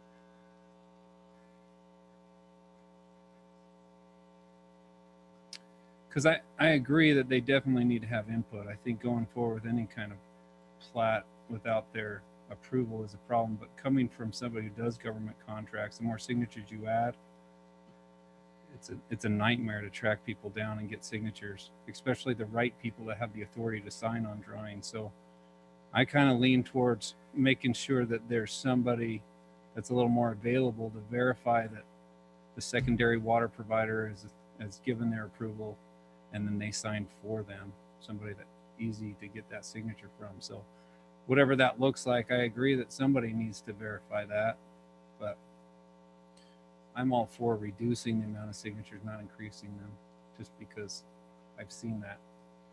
It's a nightmare.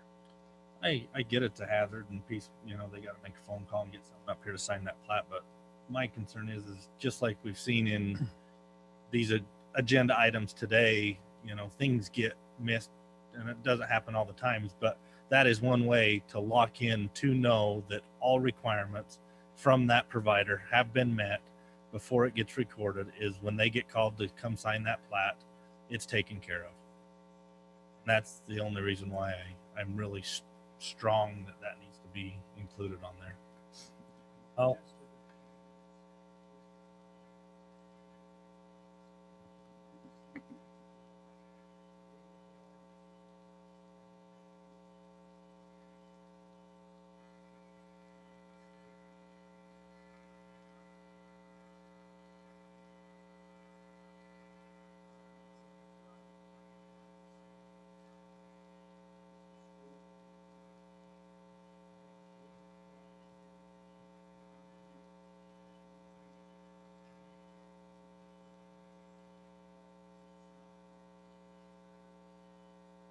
Don't take that as a knock towards staff at all. I mean, it just,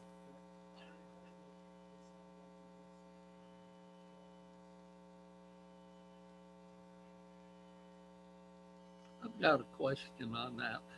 If they send you a letter, where is that archived?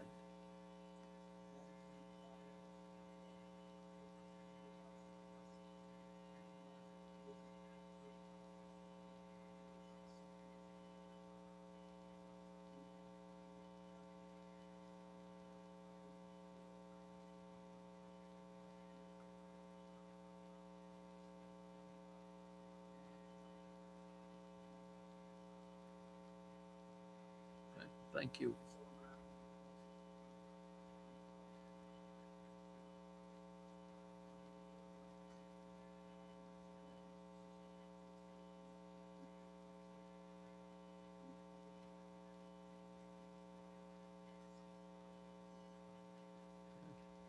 Thank you, and I agree with Whitcher and Commissioner Bell on that. I think that I'm comfortable with archiving things. Do you have it archived electronically also, or is it all paper?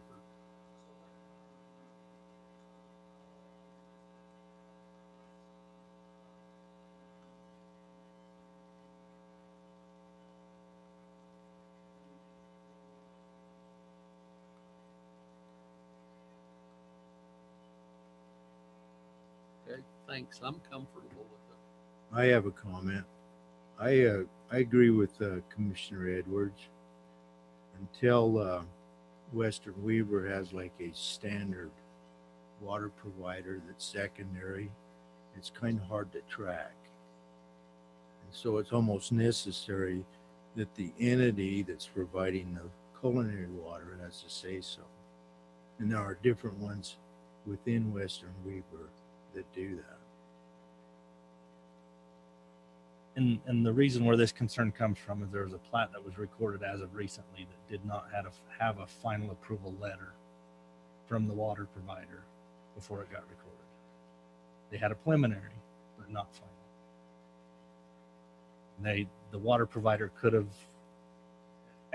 when they went to record, they could have brought that up. And then it doesn't need to be staff that gets a signature. It could also be the developer. That's true. The developer could take the plat to the water district. Correct. And have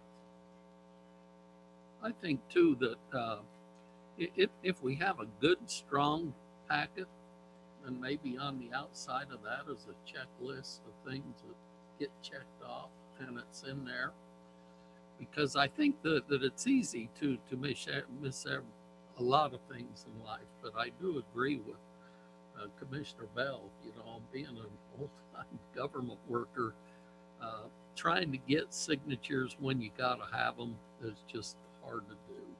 And the way I see this is you all here at the planning staff is the central collecting agency for that. And so I think that maybe just kind of come up with a way to assure that it's in this thing.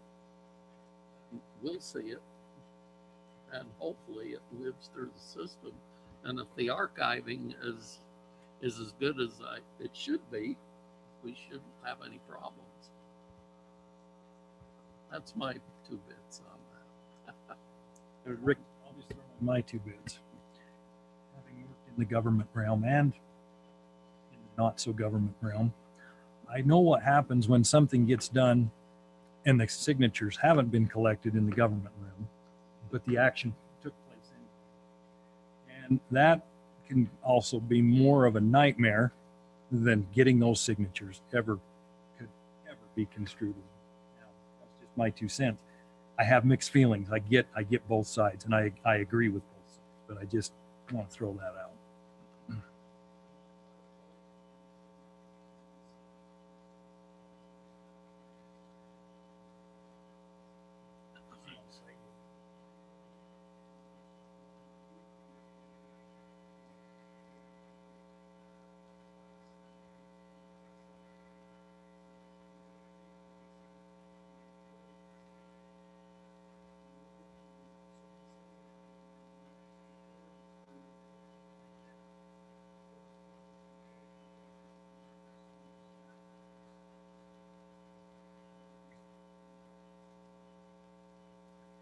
You can imagine the day before the planning commission meeting, someone is trying to track down a secondary water or a culinary water provider to get a signature, and they just can't get it.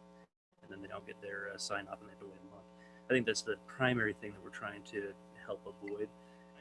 Though it's not before it comes to us at the planning commission level, it's before they sign a plat to record the subdivision, right? Okay, so there's a little bit of a difference there. Okay. That's where my statement is. It's not has really nothing to do at the planning commission level. I mean, yes, we should see the letters, but it's after it gets our approvals and that developer is ready to record. Sign on that Mylar as it being recorded as approved. That entity signs that Mylar and basically says, yes, we approve it. There's been some concerns that perhaps an approval letter hasn't been as final for some water entities, that perhaps things are going to be held up before it goes to recording, even though we have a final approval letter. I think that's one of the primary reasons why this has become a concern. My personal opinion of this is the problem's going to go away. The problem's going to go away because the water companies are talking to each other, they're talking to the county, they're talking to the county commissioners, the secondary and the culinary are coordinating better, all because we're having this dialogue. It's getting out there and we're writing ordinance to help make this a little bit more efficient. To Commissioner Bell's concern, the reason why the original format that you guys saw had a recommendation for just the plat signature was because I don't want the county to be responsible for checking on the secondary system and making sure that all those boxes are checked. That's just a lot more work that we shouldn't have to do because we're not in the water business. And I don't mean that I want people to get out of doing work. What I mean is we don't run water systems.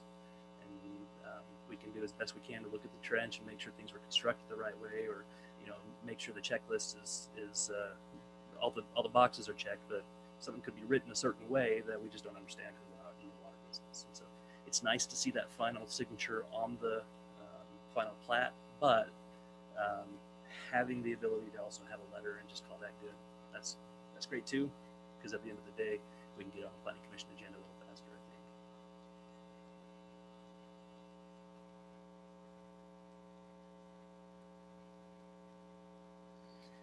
think. So my notes that I just took died when the connection died. So I just went in and filled in on part G, the discussion points that we had there. And there were some discussion points on E. Let's see. Oh, it was right here, E1. That's right. And put coordination. That's right.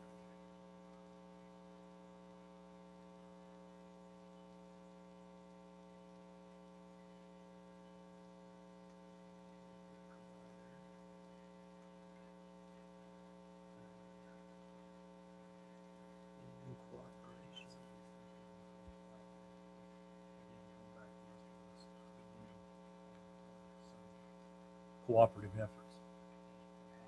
I mean, it might have even made Charlie's life a lot easier. Oh yeah. Okay. In cooperation, so culinary water service provider in cooperation with the secondary water service provider shall verify secondary water systems capability.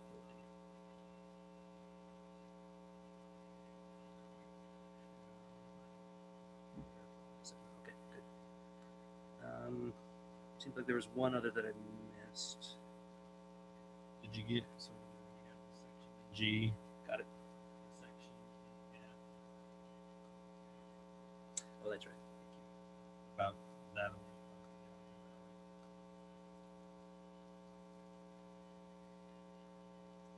I got E1 just now.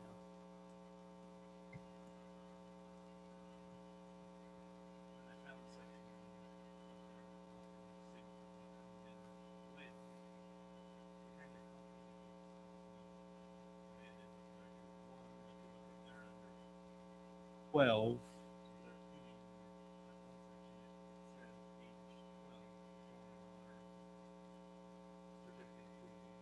section 8.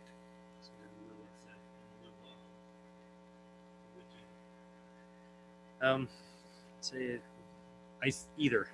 My opinion is we remove 8 and leave the signature block, but that's my opinion. Do we have any final consensus or final opinion about that? Happy to do either. I don't like leaving both. Okay. So one or the other, maybe?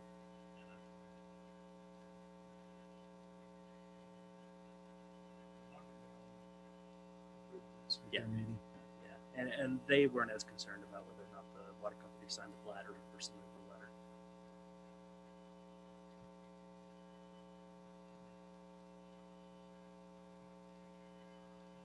I don't think they need signature block. I think as long as you had a letter of approval that you saw that they had reviewed it and approved it and accept it, then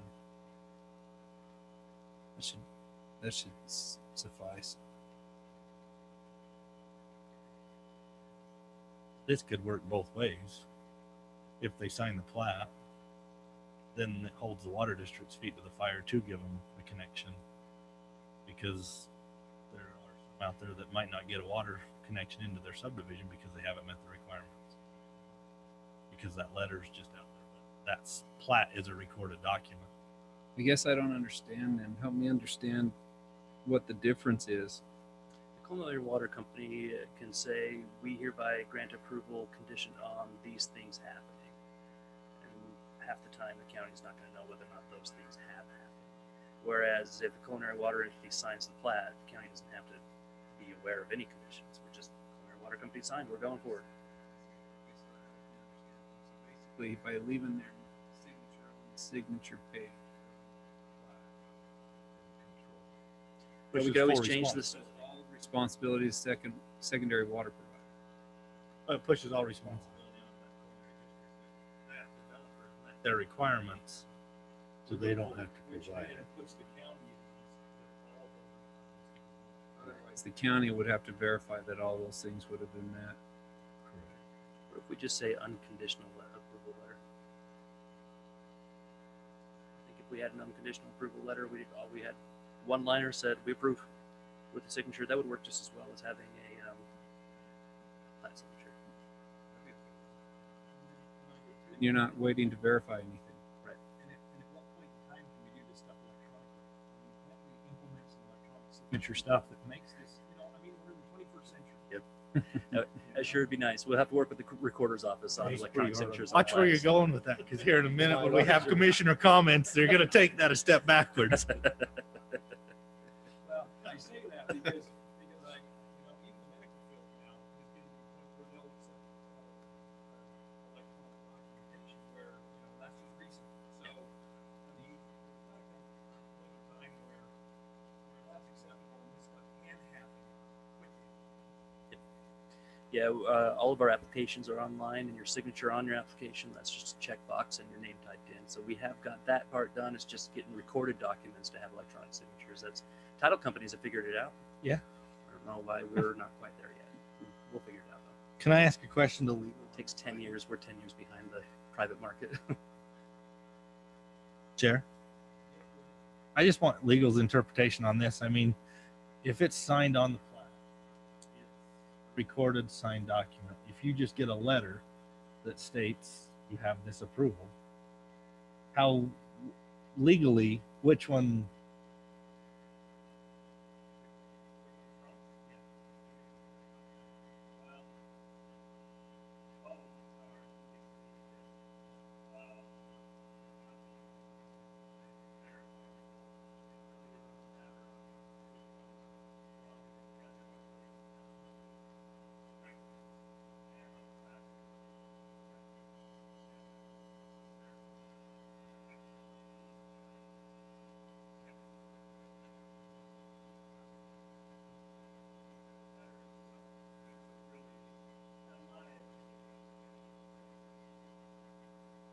Is there any liability that's removed from the county? It's a signature versus a letter.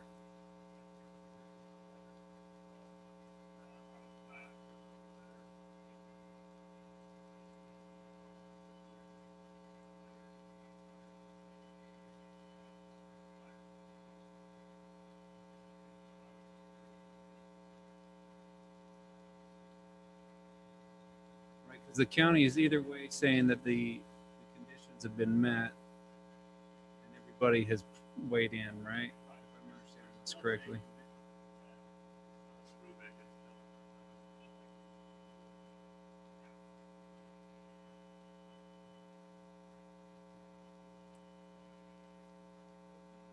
That was been my biggest concern.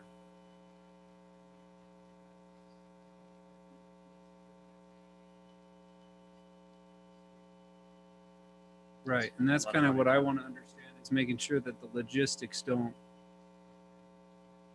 well, if the logistics are worth it, I guess is all I want to say, because I understand how convoluted that process is, but I also understand that the longer we take, the more backed up we get in all the other applications and things that we need to do as planning commission. So I want to make sure that it's an easy process without having to sacrifice some of that approvals that we're looking for that need to happen. So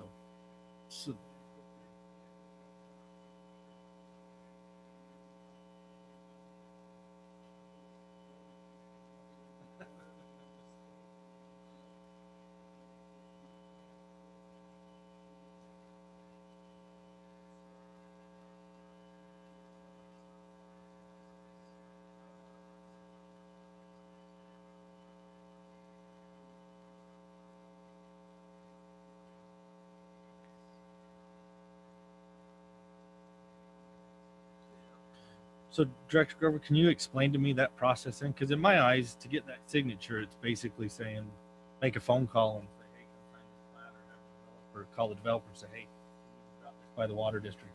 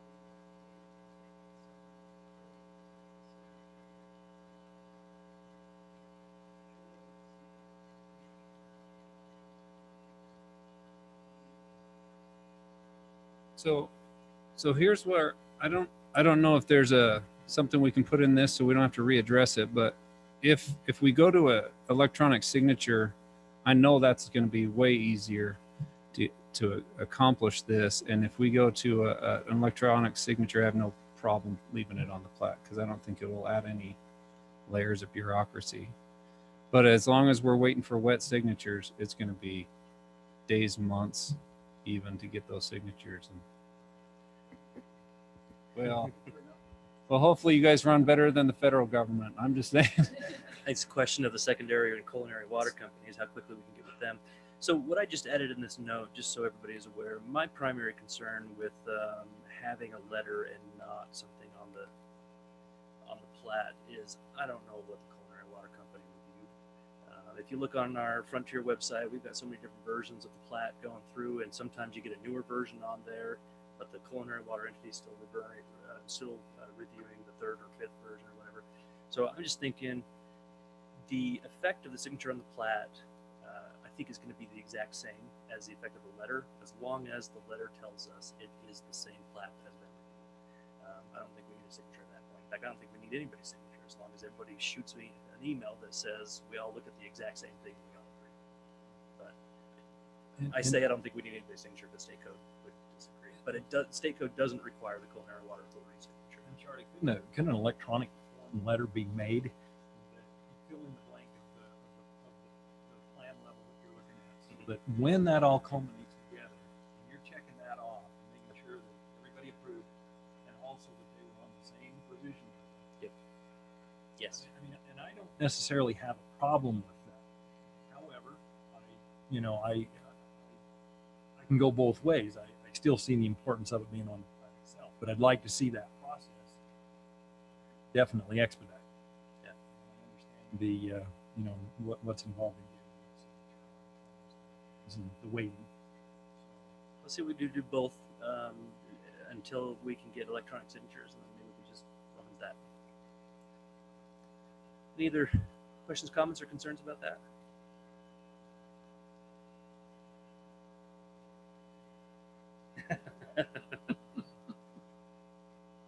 Still gotta do a public hearing.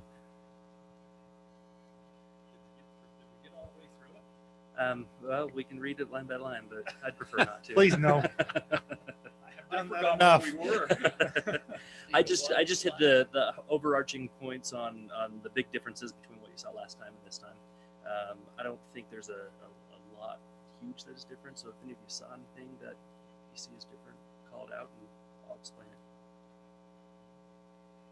Oh, sorry. One other thing, in working with our attorneys, this is, I think we had a deed restriction that we had in here under we're under the creating a new water entity. Basically, we had a deed restriction. I worked with our attorneys, and they said we don't really understand how deed restriction is going to work because this is an entity, not an entity that's owning property. So instead, it's just a mandatory contract between the existing secondary or culinary water company and the new company, saying as soon as we get out there, we're going to take over, and this is the stipulations of the contract.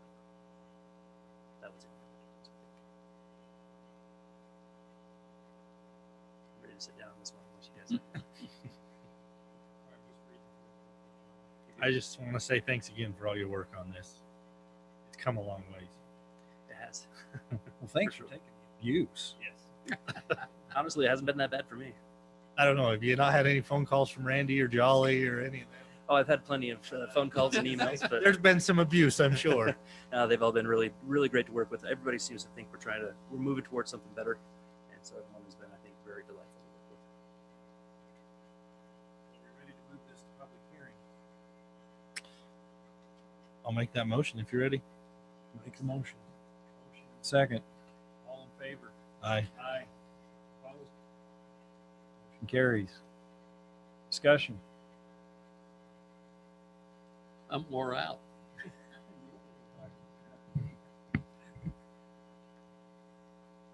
I'll move to close the public hearing. And Okay. Well, nobody came up, so I'm like, oh. Okay. we gotta let them speak first. We'll give the public a chance. Please give us your name and address for the record. Pat Burns, 1407 North Mountain Road.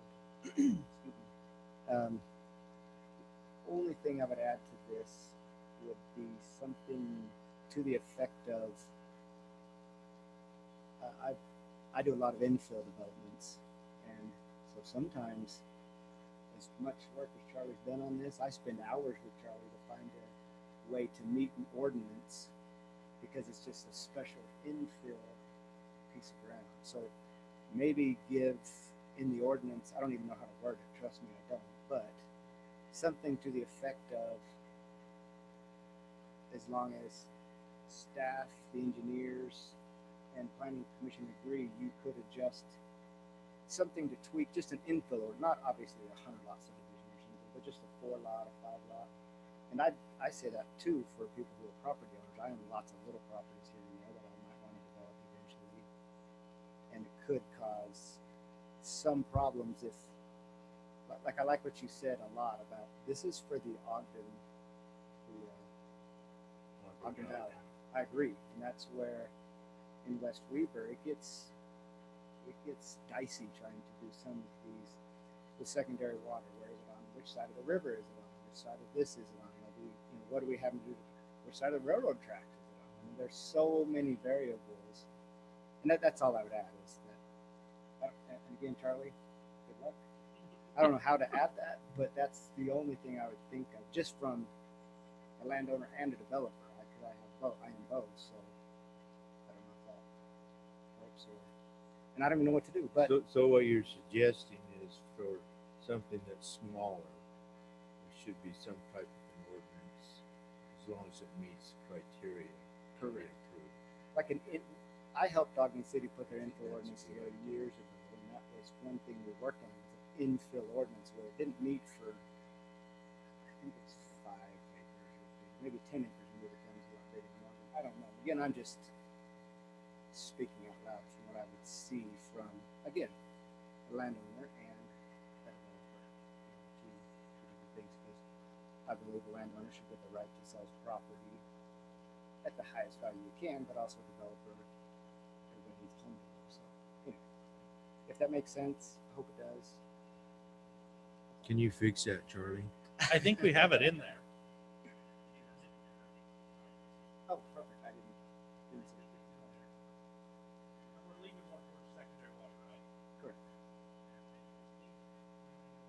That's what Charlie was talking about. If there isn't a provider in the area that can provide it, I think that's where that opens the door for that system to come in, that HOA type system, but it's still got to meet that criteria of, say, Hooper Irrigation is in the area, but they're not necessarily close. Meet their specs, work with the culinary provider between the two of them. That's, I feel it's in there through that, and I'll give me the time. I'll find it. I remember reading through it. Well, that's, and again, I didn't study it. I was just from. I If believe it's in you, there, Brad. that's great. Yeah, would that meet what you were looking for? Yeah, exactly. That's Okay. kind of what Bryn said is exactly what I was trying to say. For it.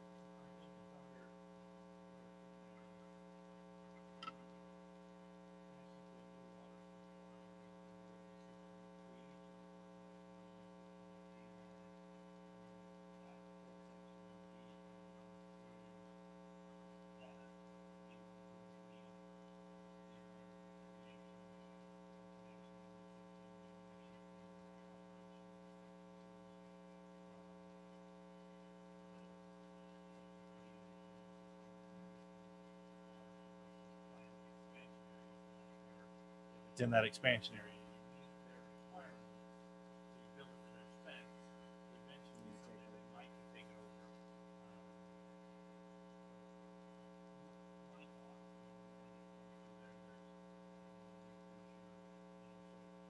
If your system and say another system, another developer comes in close to that, then two systems can consolidate. I think through that section in there, it's been met.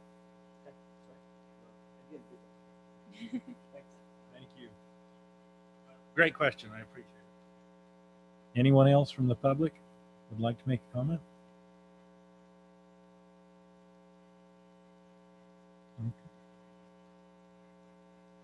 Yes.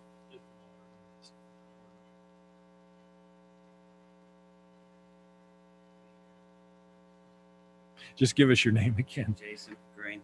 Thank you. Anyway, I'm an excavator. I've been listening to I'm involved with these projects from start to finish. My concern with the rights that I see is that you're asking these guys that to fork out all that money for the water shares before. Well, then they have to come here and they get denied. Then what? Say you guys don't accept that plot or the way it's set up. What are you going to do then? And they've got all this money in water shares. Got to be some type of situation where. And then the second note is I just kind of watch Hooper Irrigation.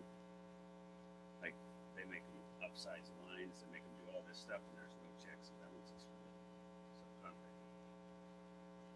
Kennels. Thank you.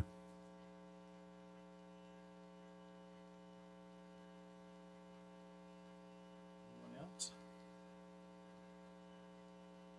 Okay. Now I can make that motion. I'll take that motion. You got a motion? Oh, no, I'm sorry. I keep forgetting about that, but that's been vacated. I'll second it. Have a motion and a second. All in favor? Opposed? Motion carries. All right. So now we need to do a motion.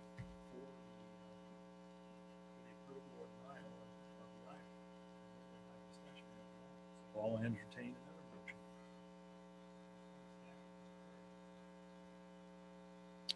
So, just question on the last comment that was made. The cost burden, if the developer goes through all the effort to procure the water, met the condition. If they come here, we don't have any legal grounds to deny the application anyway.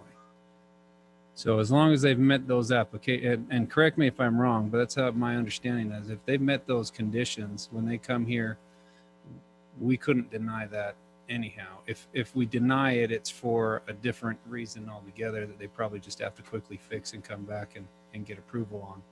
So I don't know if I necessarily agree that it's an excessive burden on the developer, because at some point they're going to be able to use those water shares. Am I off base there? I agree with you, Greg. I think where it's headed, I mean, the recommendation was made by that provider that they need to have those things here, and we're just upholding what that recommendation was given by them. You know, our role here is to uphold their recommendations and make sure, you know, we're looking at the land use, you know, make sure it's following applicable zoning ordinances and everything else. And as long as it meets all them, I totally agree. It's going to move forward. So I agree with you. I just want to make sure I understood that. I agree with the gentleman in the audience, but I don't think we were going to require them to purchase the water stock, just to make sure that it's available at the time the plat's recorded. Well, that's up to the secondary provider anyway, right? Yeah. However they want to handle it, that's outside of our purview anyhow, right? So if hooper irrigation requires one thing, we don't get to determine whether that's something we could rule on. That's a separate entity. We just have to verify that they've met those requirements from hooper irrigation, and then we have no legal grounds to deny it. We have to approve it. And those obligations are met through the culinary provider as well as a letter from the secretary. Okay. No, I don't get me wrong. I understand the concern, but it's kind of outside of our purview, right? I agree with you. Well, and if all the boxes are checked, it's not going to be denied. Yep.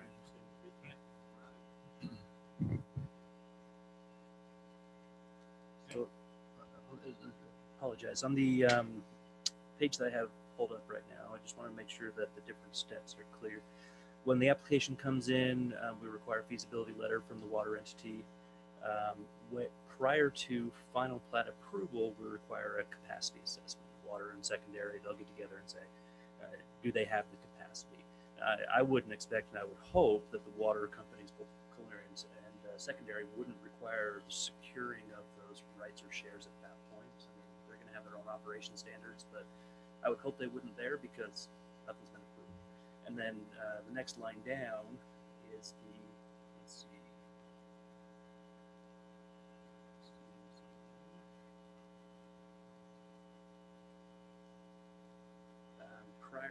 it's going to be prior to plat recording. You've got to have all your improvements either installed or bonded. And you'll see that here under water supply and delivery system, improvements required, and then under well, you'll see prior to final plat recording. In this particular case, so you've received final approval, but you're not going to get recorded until you've secured those water shares from Weaver Basin, or you've already got water rights, and you've applied through the state to get a drill permit, permission to drill. Once you've had that and you've proven wet water, you get your subdivision recorded.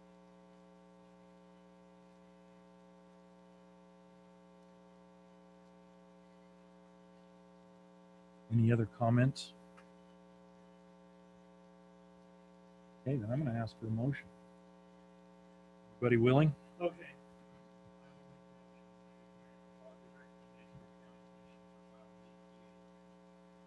2019-04. That's been a long time ago. Mm-hmm.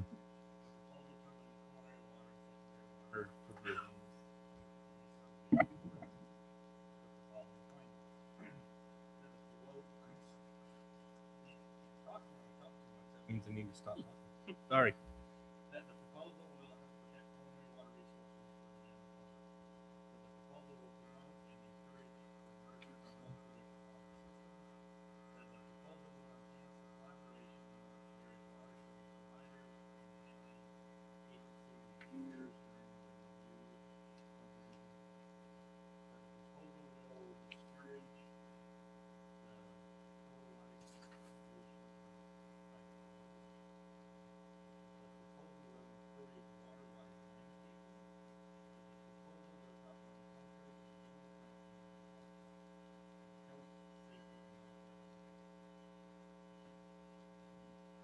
Second.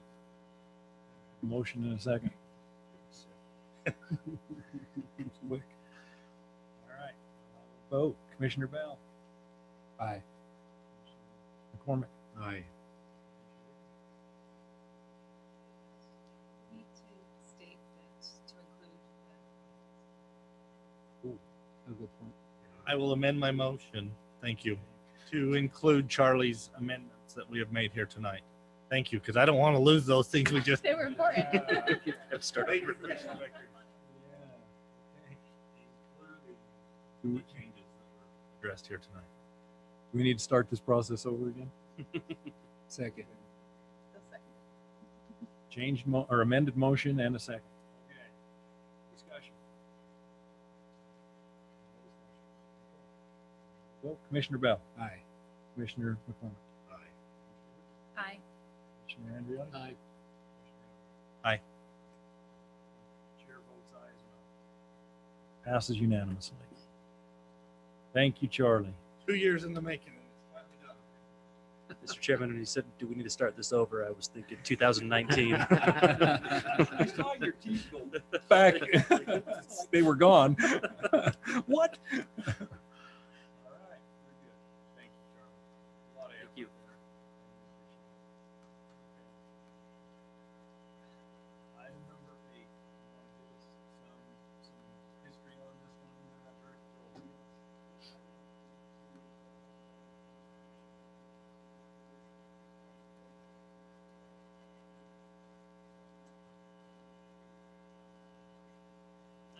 Can I make a motion just to deny it right now and we can go home?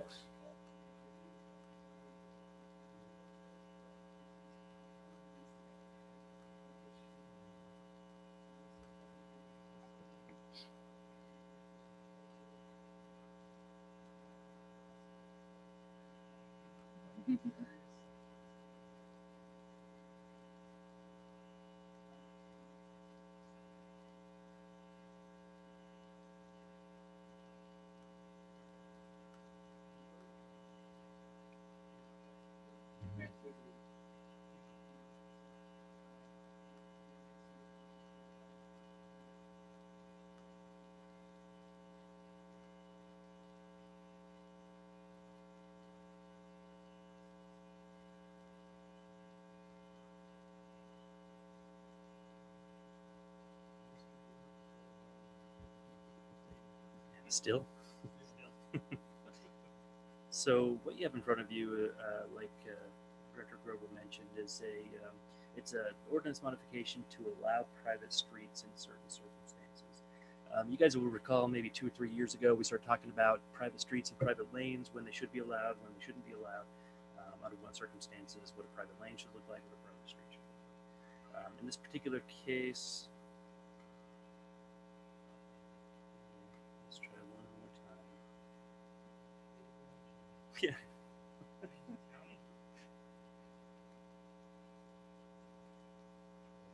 Reader instead. Okay.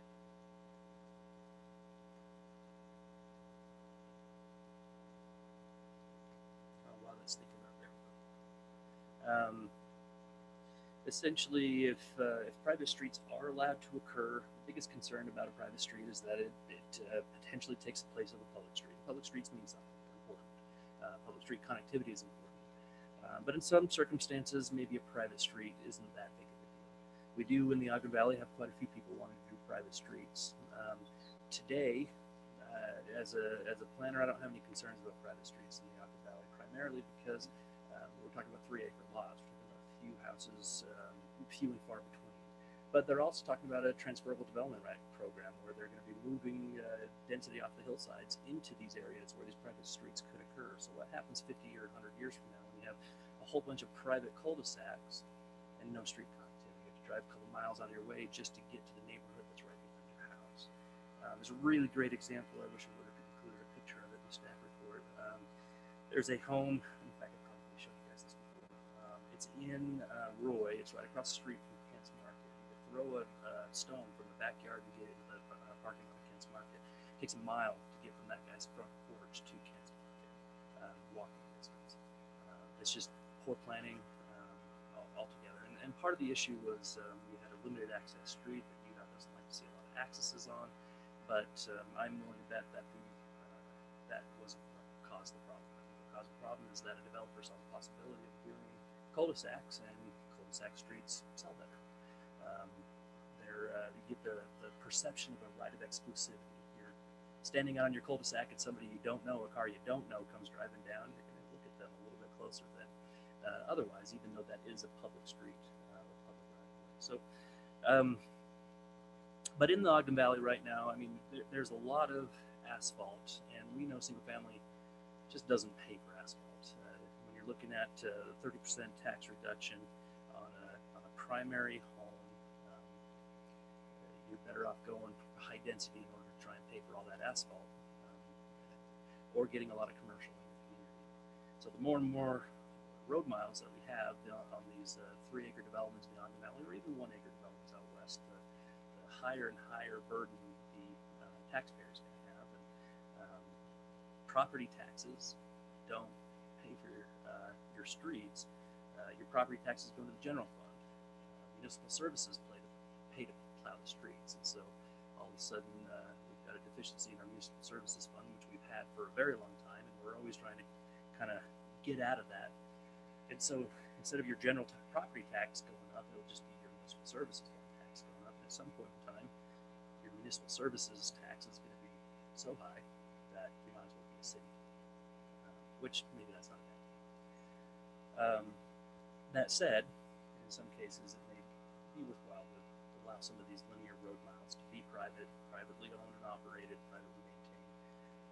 But we don't want to miss the opportunity today of getting those potential public streets, so that the county's not, when we say county, the taxpayer isn't paying to tear houses down to make street connections. So how do we plan for that now without doing it now? That's the hard part. And so there are a lot of suburban communities that have popped up over the last 20 years, 30 years that we can learn a lot from. I hear a lot of folks that conversation is mostly in the valley, but it happens out west too. Folks saying, well, we're never going to be that. We're never going to be a Syracuse. We're never going to be a Saratoga Springs or an Eagle Mountain or a Harriman. Those are the just biggest examples.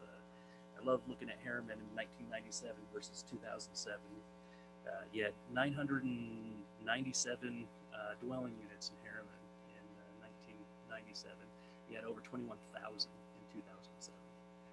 Just a big difference, a big change. And how do we make sure that we enable that change to occur in an efficient and well-planned way without necessarily encouraging it? We like rural. I think we want to try and stay rural as long as we can, but not necessarily go out and throw garbage in the front yard to make sure nobody moves it. That's the statement that doesn't work. That's the statement our general plan contractor said when we were doing the Ogden Valley. We could always make it undesirable to live here if you want to. Anyway, so what this does, just in brief, is it basically, we've looked at this a few different ways, and we've working with our attorneys, and Leah's been great working with us, trying to figure out, all right, how do we make sure these streets become public in the future? Well, it seems like today we need to just take the land through exaction through subdivision. So if somebody comes in and says, we want to do a private street here, we would say, okay, we'll do a private street, but that land under the private street is going to be the county's. And it's not just going to be the counties to the cul-de-sac that you're building, it's going to be the counties all the way through to the end of your subdivision. And whoever's building on the other side of that's going to get the opportunity to connect in. Maybe they'll do a cul-de-sac and you guys will do a cul-de-sac, and 20, 30, 40 years down the road, the county's going to say, okay, it's time for this to be a block, not a cul-de-sac. Kind of sets up an expectation for those who move in to think that they live on a private street, and then all of a sudden, maybe 20, 30 years down the road, the county comes in and makes it public. But if we put as many notes on the plat and covenants that run with each lot to say this at some point in time is probably going to be public, hopefully everybody reads their closing documents and sees that. So yeah, the county would own that in fee, and then the opportunity to operate and maintain that street would be private. It would be those who live on that street who get access to it. They put a gate up, they could put signs up that say private street, no trespassing, required to allow to enter would be the county. That would only be for official street purposes because we would own. The streets would have to be built to county standards up front, so all private streets would need to be built to county standard. If it fell into disrepair in time, and the owners along that street came to the county and said, "We want you to make this public," the county would require them to all pony up, fix the road before the county makes it public. If it fell into disrepair over time, and the county decided that it was time to become public, it would be the county's responsibility to pony up.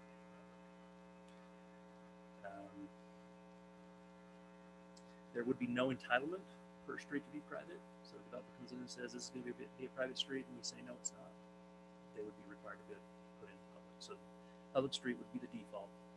Private would be an allowance if we found that a public street is not necessary at this time. We do have some qualifiers on what means it is necessary and what means it isn't necessary.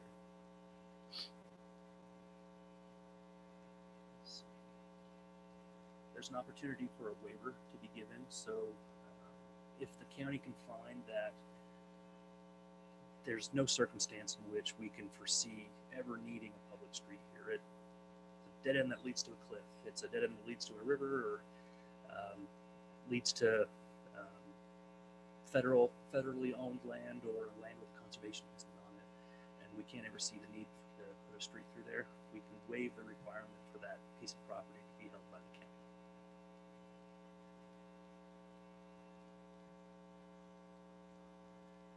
If we do waive it, we are requiring joint ownership. I know there was a concern discussed, might have been in pre-meeting, it might have been when we were talking about this earlier with the chair and vice chair about the need to set up HOAs.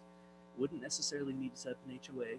We are saying that if the ownership of the land is going to be held by the people who get access to that street and not the county, it would just need to be held in joint ownership. We're not necessarily saying it needs to be held by an HOA. There would need to be a contract or a covenant that's set up that says you're all owning this. You all need to operate and maintain it in joint.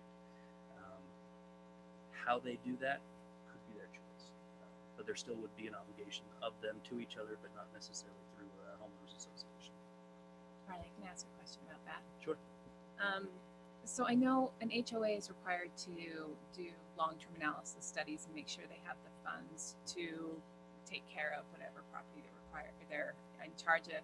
I'm concerned to not require an HOA there, because then you end up with a road in disrepair without ensuring that the appropriate money is collected. Because, I mean, you know, the cost of a road improvement is hundreds of thousands of dollars. And if they haven't planned in advance, then that could destroy the community. So what would be your thoughts of requiring an HOA rather than not? I wouldn't have a problem. I didn't put it in there on purpose. HOAs tend to scare planning commissions and sometimes planners. And yeah, that's true. Yeah, I'm just afraid that it's the fear without the warning sign, and the HOA is the warning sign. They probably need to know what they're getting into, because that is an expense. And so I'd like to see the warning sign of HOA.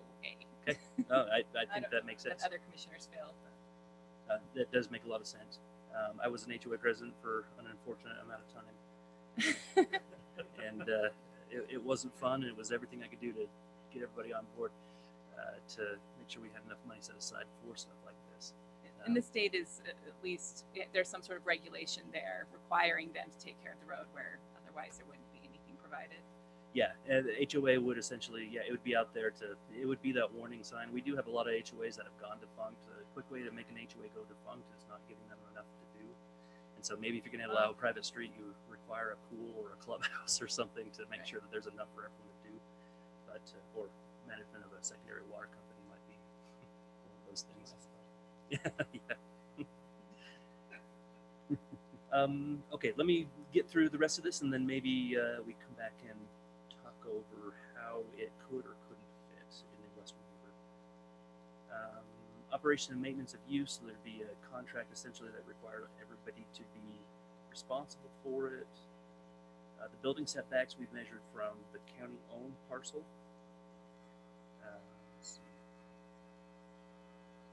In certain circumstances, I know we want to see, and most of this applies to the Ogden Valley, we want to see private streets required. It doesn't make a lot of sense if we do allow for a cul-de-sac. It does not make a lot of sense for the county to own that. In terms of financial cost to the general taxpayer, to have a plow go down and back again, or to operate and maintain all of that, there's just not a benefit to the general public of a through street, or that through street would have, especially when we're looking at cul-de-sacs that cross geologic hazards or other environmentally sensitive ones. So those are the two cases in which this would require a public, or excuse me, a private street instead of allow a private street.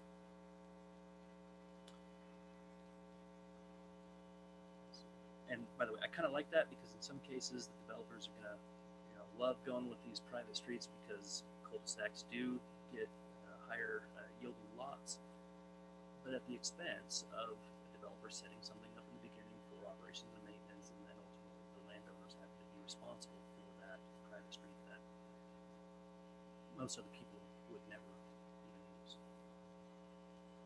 Hopefully it discourages cul-de-sacs.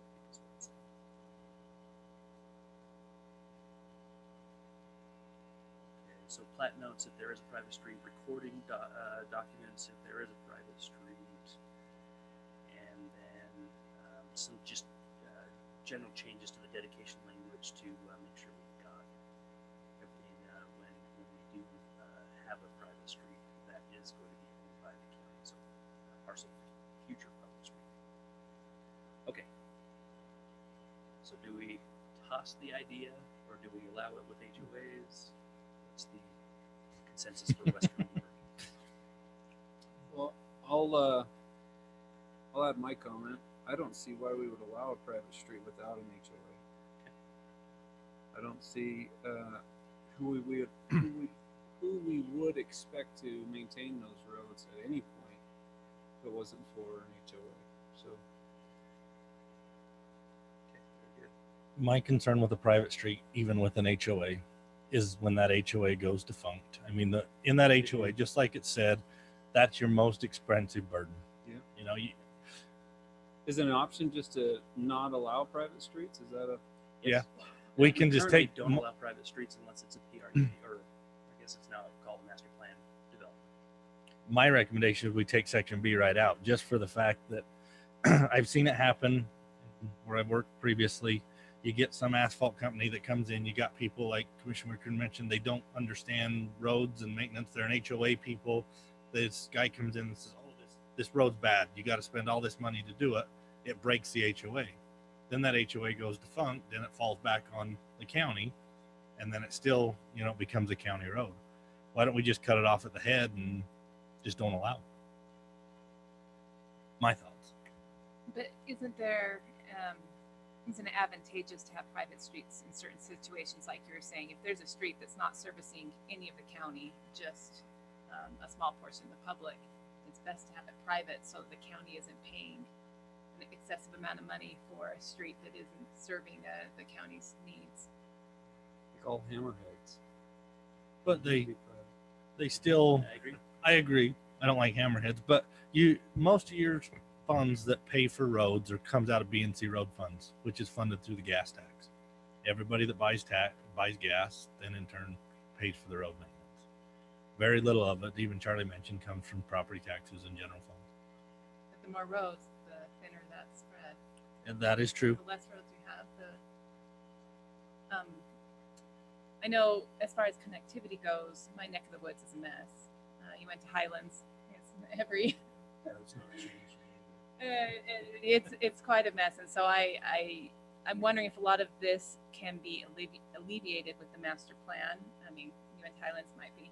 We'll see what we can do there. But if we have a master plan, so we know where the roads are going, and then HOAs can be planned kind of between. We can create public blocks, and then we know that these streets are laid out. These are public. There's nothing we can do about that. But you can put cul-de-sacs in between or whatever. Yes. So you are right, maybe 3 or 4 weeks ahead in your thought process than I am in getting stuff to you guys. That was the fifth public hearing item that I had for you guys on the agenda today. It's street connectivity. So between the problem that we're trying to address with these substandard dead ends roads, which we've got a few of, and the need for street connectivity, we've got something that we need to do in advance of the general plan. We need to make sure that we've got space for these public streets to be laid out. We know that we've got a section in our code that talks about street blocks. A street block cannot be less than 500 feet, cannot be more than 1,320 feet, and that number is picked for a reason. Average human doesn't want to walk more than a quarter of a mile to make a connection to something. It's just the car-centric mentality. And so as long as we've got these between 500 and 1,300 street blocks, public blocks laid out where connectivity does occur, whether it be in perfect blocks or in weird squiggle blocks, as long as there is something that comes back around every quarter of a mile or so, I think we're going to be fine. And then maybe in between those blocks, those public blocks, we can have these cul-de-sacs, private streets, whatever, maybe HOA owned streets, or even private lanes, which will be coming at that time as well. I don't know the right answer. I mean, I do recall when we talked about this a couple of years ago. I think it was Commissioner Parks that said we should never, ever, ever allow a private street anywhere in Western Weaver County, and that still echoes in my head as I think about these things. It's not necessarily a bad idea. We don't have a lot of geologic hazards out west.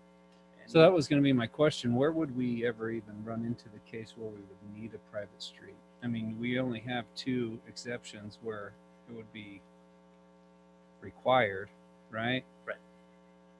Neither one of those really. Maybe up in UNA Highlands on one of them hills or something. Maybe that slope geologic hazard would be. Yeah, there's a lot in UNA Highlands, but that's the only thing. When I thought through that process as well, that's the only thing I thought of. Might run into the river. Just build a bridge. Got to build a bridge.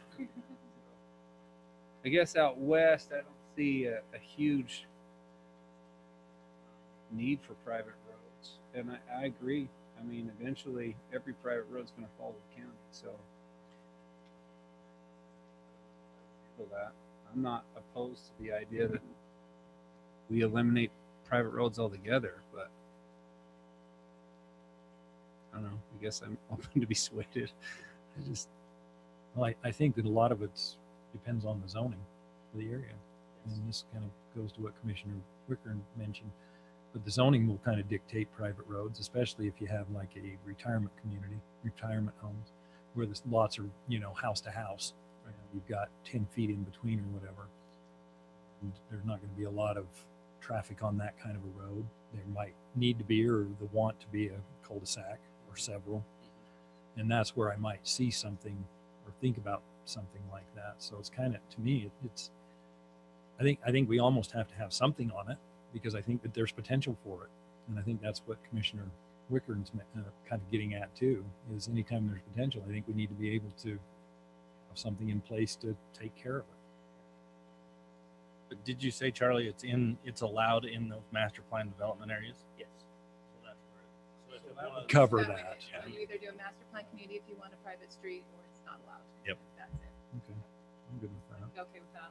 Okay. Me too. There's a general consensus here. It sounds like a Sounds like it. recommendation for mostly denial of this, denial of everything B and onward, I just say we remove everything below B, make it applicable to Ogden Valley only, and except for the dedication language. well, yes, sir. We need to have a public hearing on this. Charlie, have we exhausted you yet? I'm good. You guys take your time. Okay. Well, then I think what we'll do next is call for a public hearing. So moved. Okay. Second it. Motion and a second. All opposed? Motion carries. Public, anybody like to comment on this? Hey, feel free. That's what we're here. We're here all night. All right. Seeing none, I'll call for a motion to close the public hearing. So moved. Second. All opposed? Motion carries. All right. Get down to a motion, and then we'll have some discussion.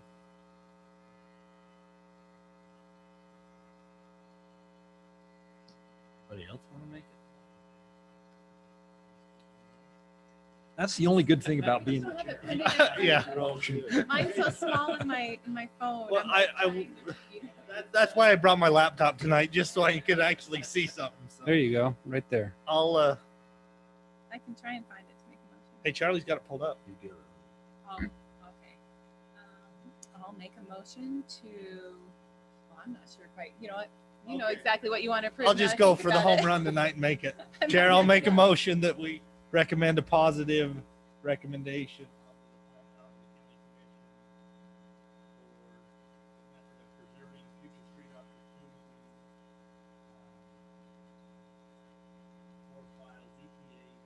Two 1-02. The proposal does not allow private streets in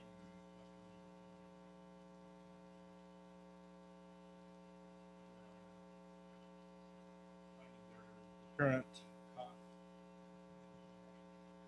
I know, it's fine. Yeah. That's what I got. the findings are the proposal has the best interest the proposal is not detrimental to the general plan. That's the only one I'm going to go with. And that's with the correction to the there that we are everything from B down except for the dedication. I'm sorry, I'm just catching up. Okay. I'll second. Have a motion in a second. Discussion. Just make sure I understand your motion. I could add another finding in there, sorry, but it will preserve the future opportunities for street connectivity. That is a finding. Oh, okay. That one does fit. So we're recommending approval to not allow private streets. Is that? I'm recommending approval of the ordinance as noted, but everything from B down in the ordinance. So the street requirement, section A stays, but from B down goes away other than the dedication part, correct? Okay, and is that legal agree that that was covered in? Okay, I just want to make sure that I understood it and it was covered in the motion. So yeah, that was it. He's gonna make one, he's gonna add one to accomplish what we were gonna accomplish in the first place.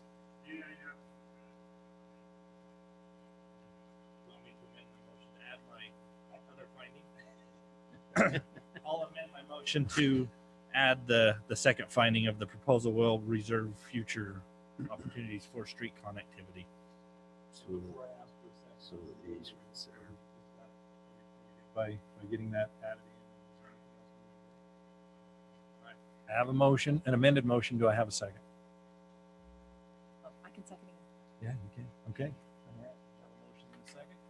Any further discussion? All right. We'll take a vote. Commissioner Edwards. Yes. Commissioner Andriotti. Aye. Commissioner Wicker. Aye. Commissioner McCormick. Aye. Commissioner Bell. Aye. From the chair. Passes unanimously. Thank you very much. Charlie, you need to sit down, man. You're making me tired. Thank you. Charlie, I really thank you a ton again for the water and all this stuff. You've done an excellent job. All planning staff have done a good job. So Appreciate that. we're not even taking. Okay. We'll move on to the next item, which we eliminated item 9. So we'll go on to number 10. Public comment on items not on the agenda. And I'll entertain items that were removed from the agenda because I know these folks stayed an awful long time to make some comments. So the floor is yours. Just give us your name and address.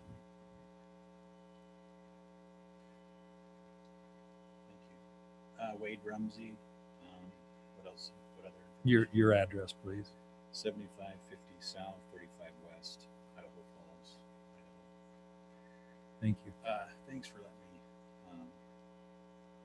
take a few minutes. I just want to make a clarification because, and it's I'm with Winston Park. Okay. Just leading up to the March 9th meeting, I'd had several discussions with the engineering department about the Army Corps of Engineer letter. my feeling, they were satisfied with the direction with Frontier Corporation to get that additional water. And my understanding was that was accepted. And when the motion was made by Commissioner Edwards during that meeting, I was like a little bit taken back because I didn't know what to do. I didn't know it was proper to interrupt and say, we'd have these discussions. So I felt like there was an error that was made in that, but I didn't feel like I could make that interruption because of your order. And so I immediately contacted Tammy, and she's been great, fantastic. And I also contacted Mr. Meyerhofer on that and for clarification. And so I really believe there was an error, just in the staff report and then the motion, and then there was nothing said after, like, hey, because it was mentioned that would satisfy that. And so I don't know if there's a way to amend the motion that was made to correct that, because I can provide the conference call with Mr. Myers with Frontier Corporation, and then Mr. Meyerhofer calling me back. Then I provided the letter that would satisfy the requirement, and it just all happened just kind of during that time. And so I think there were just some missing pieces of information that came through the planning. When the planning commission meeting happened, we had that discussion, and I felt like I'd satisfied that requirement, the work that we did through that environmental engineer. So could that be amended by the planning commission? That I just didn't know. I didn't want to interrupt. I didn't want to get on the Zoom call, hey, and cause. And so I immediately contacted Tammy, and I contacted Chad the next day and just said, hey, this is not, and then nothing just really happened. I thought it was satisfied. Mr. Chair, may I make a comment? Please. I think we should refer that to legal. I agree. And what we should do is see if our county engineers are satisfied, and if we do have the right to override the floodplain. The wetlands map. Yeah. Right. Why the motion was made is staff recommendation spelled it out that way. That's why I included those in my findings and moved it forward.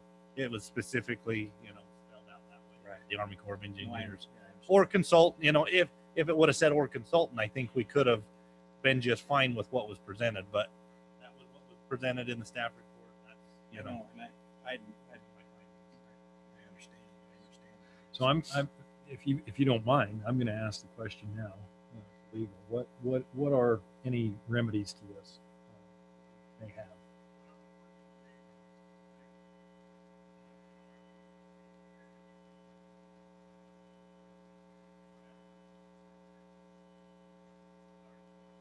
Right.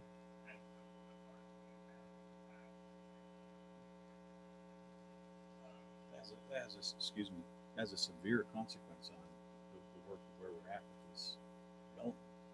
And it was an error. I have to emphasize that it was an error because of the work that had been done just prior to this meeting. I still think that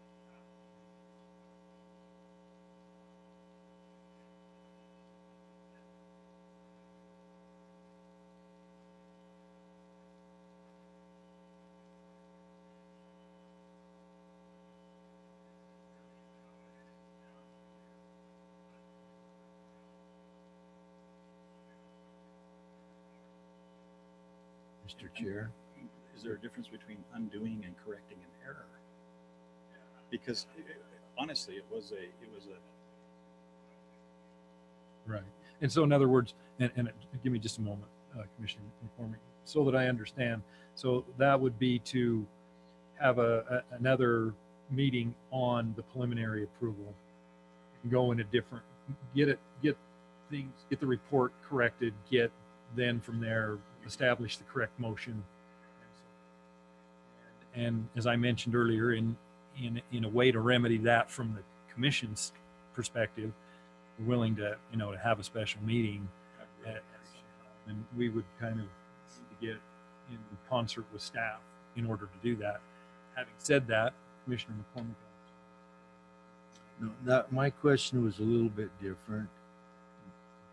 Do our county engineers actually have that right? To override that? Yes.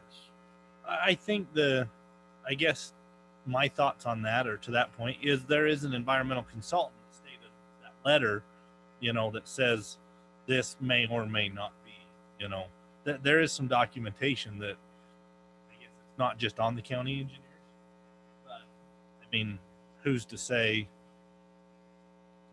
The ultimate overrider, I think, is the Corps. That's who's going to be ultimate. But I do agree that's that's a lot of burden to go through that. But if they do, I say we go with that instead.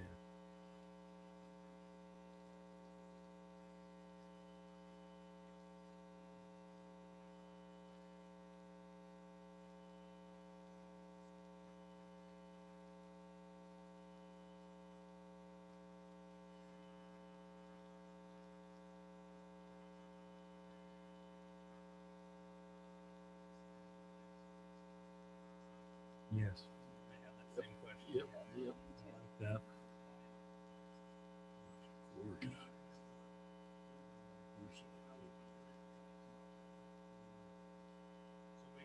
Redo preliminary, but as another item, we could do final in the same stage. I'd be happy to provide the information that was done, you know, prior to that with engineering. I'm happy. And I think, just a comment to that point, I think as long as legal can work with engineering and satisfy that they can sign off on the wetlands, staff can get that done. If they can set the meeting up, I think we can approve them both. Director Grover, can you arrange whatever meetings or whatever going forward with the applicant so that we can expedite this and get everything together that we need to? Chair, if I can add one comment with that, is the Hooper irrigation's got to be satisfied as well, right? With the water heaters, so because that was the other condition that was on there that, in my eyes, held that up. There is their letter said, you know, there's not enough water shares to supply the development. Okay. So yeah, and I agree with that, and thank you for that comment. Other than that, I feel bad to do it because I understand things not a movement, the way it was just laid out there and the way the motion. Yeah, and I didn't want to interrupt you. I didn't want to say, hey, wait a minute, that's not. Yep. And so I thought I did the right thing by contacting my planner. Well, if you want to interrupt Brent, go ahead. Well, Director Grover, if anything, you know, that you can do or that Tammy can do to get this process moving along so that we can coordinate another meeting. Yeah, I think that everyone here agrees with that. Thank you.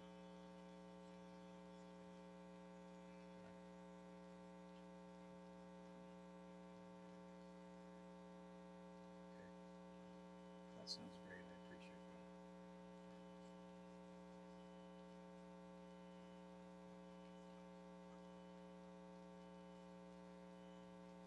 Well, we appreciate your comments and thanks for understanding. You know, the process is the process, and thanks for the respect for that. Appreciate it. Thank you, Mr. Chair.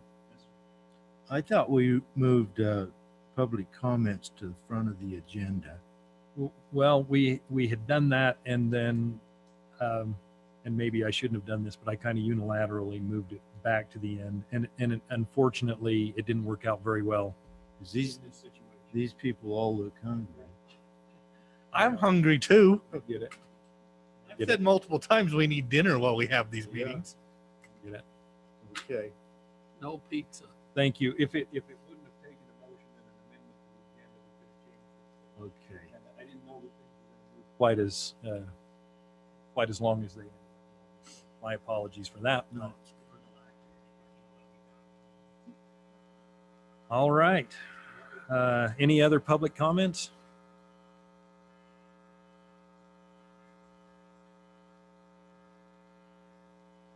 Pat Burns, 1407 North Mountain Road.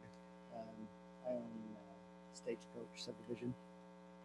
I am really confused why my subdivision got pulled. I don't know what I don't have. I guess that's, I don't know what I'm missing from. I'm going to defer to Commissioner Edwards' notes because mine are such a mess that I can't make heads or tails of them.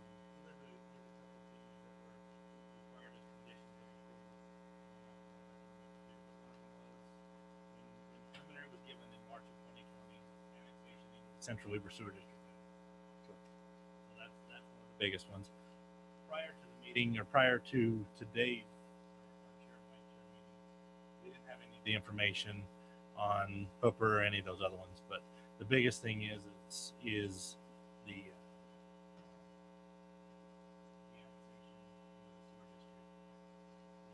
have you secured your water share? I think I've got a note that that's been done. We have a letter from Hooper that their stuff's been satisfied. Right. One of the other things that got raised, water had expired, but then we got that provided to us. That was covered. The biggest thing there is that annexation. That was a condition of final approval.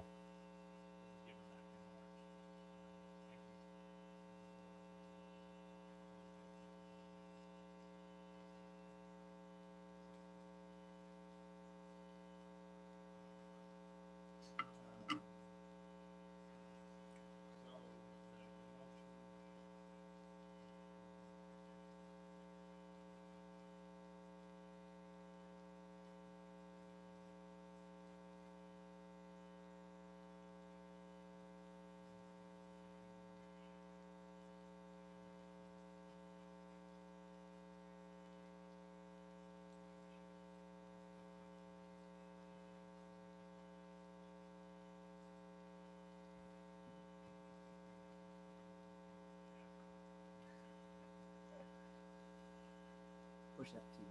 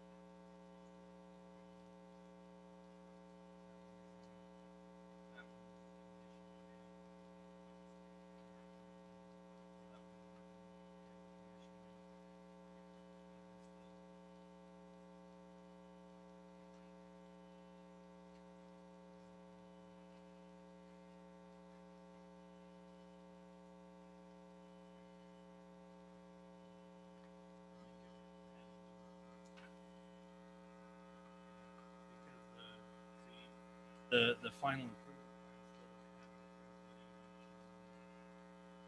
is why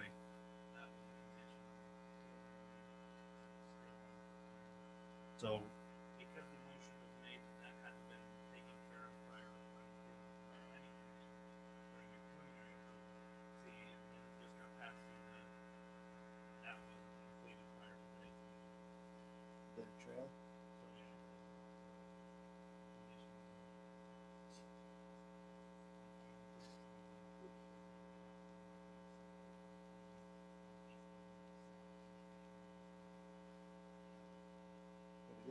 I got the two. on, no, that's fine. It is on there. That's why I'm confused. Can you confirm that it's on there? And I have a copy of it right here. This, I printed this off of Frontier. But today I reconfirmed it. I said, well, here it is. And she said, if it's on there, that's not a problem. That's why I'm confused as to what I didn't have.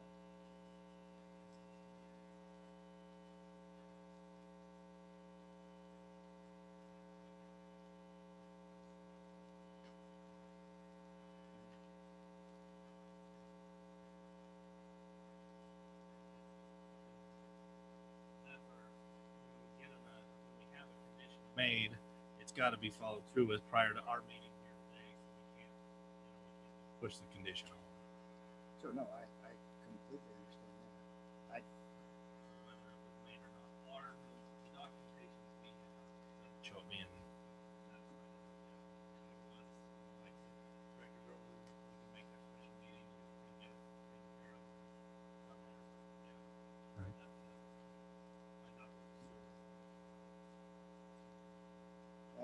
Do we know when that special meeting is going to happen?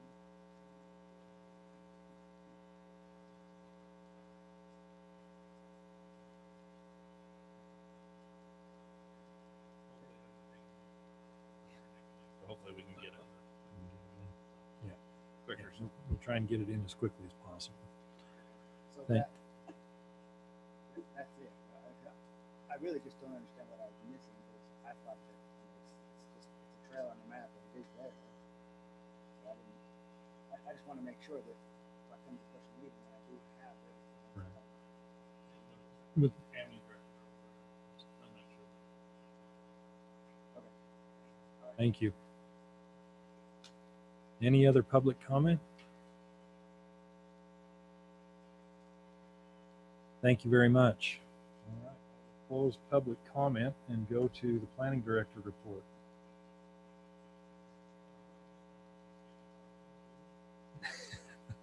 Plenty of comments. All right. How about legal counsel? Thank you. All right. I'll ask for a motion to end this thing. Yes, you can. Oh, we didn't go through commissioner comments. I just wanted to throw one more thing out there. It's difficult when we get these ordinances that come in and stuff. It was extremely difficult going through. I know we're in a digital age, where I was going to with Commissioner Favero or Chair Favero's comment earlier.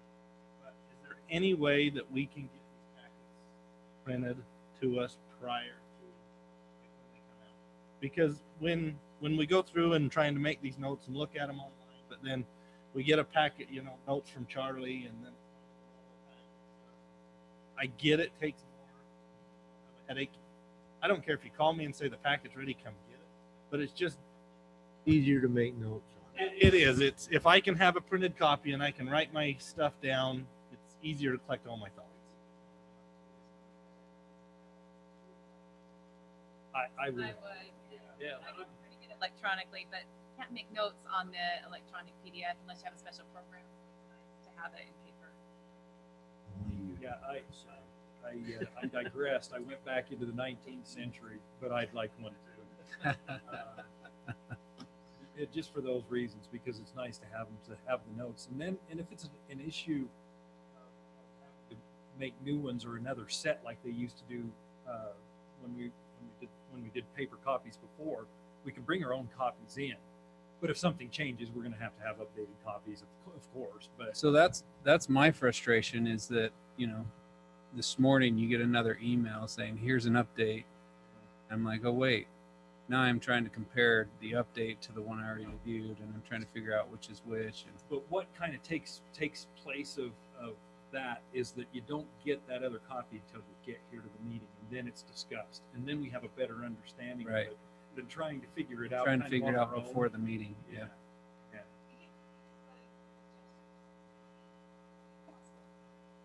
Suggest to the applicant that we have them give them a deadline before our meeting, because they're going to meet the deadline, whatever that deadline is, an extra 2 days, you know, it could be 3 minutes before the deadline.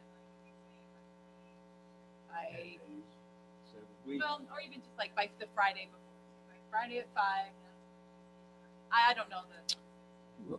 We do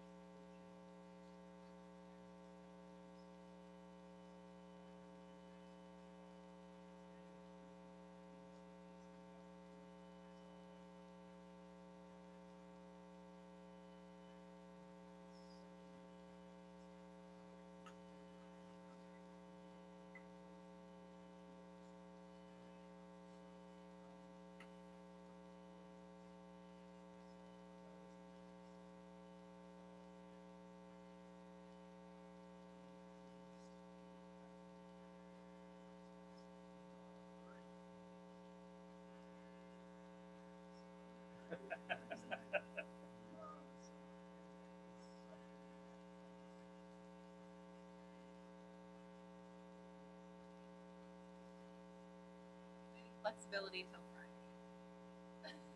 I mean, look friendly, but we're not. Or move the deadline 3 days earlier, and then it's Yeah. on time. In our discussion today on the chair, vice chair, we talked about that. I'd like to move that back at least a day, so that we have more opportunity to get the staff, so that they have more opportunity to get the staff report together and get it to us, and we have a little bit more time to digest it. Yeah. So we're negotiating that, because it does run into a crunch, and it's a little too tight.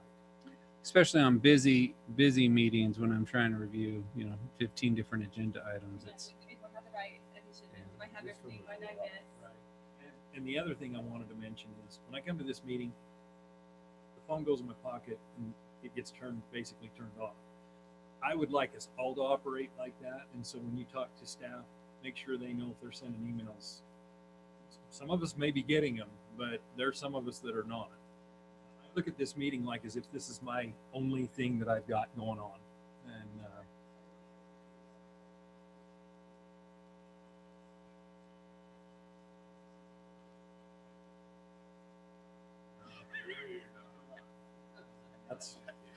it's probably jinx. that's okay, because we don't expect to get very many emails for you, but if there's something pertinent that's being discussed and they want to get information to us, bring it up at that podium right there.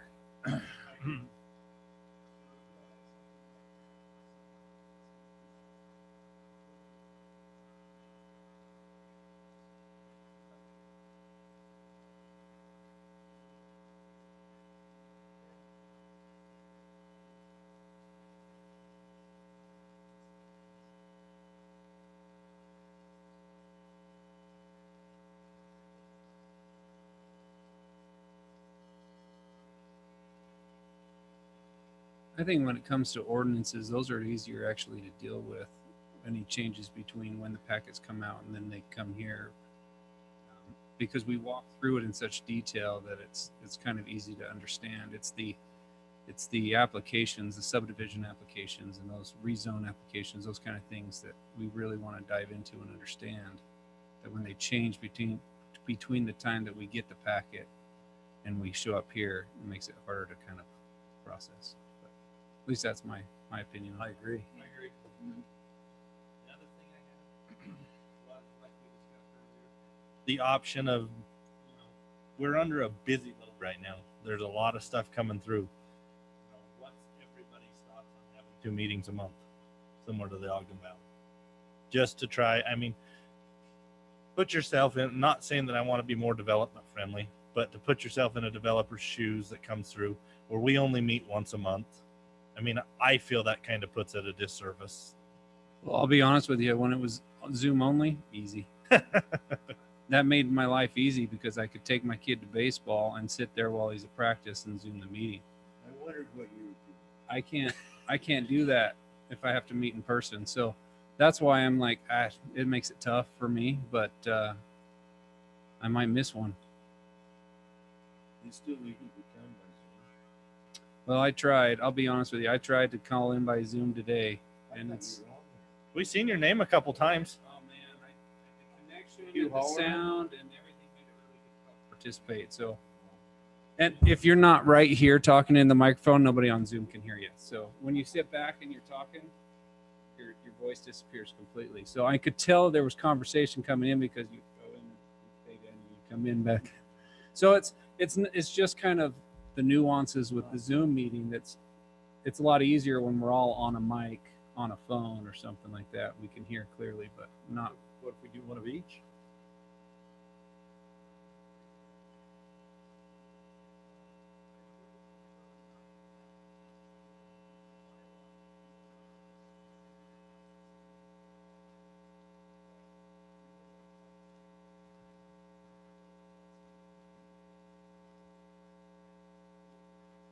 Yeah.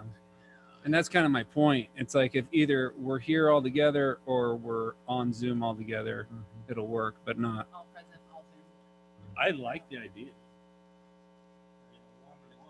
That helps. If that helps everybody's logistics, why not?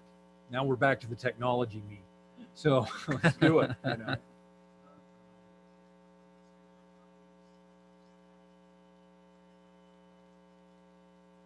Sometimes it might not need, there might not be the stuff on there. It doesn't always have to happen, but I think the option should be there. And one of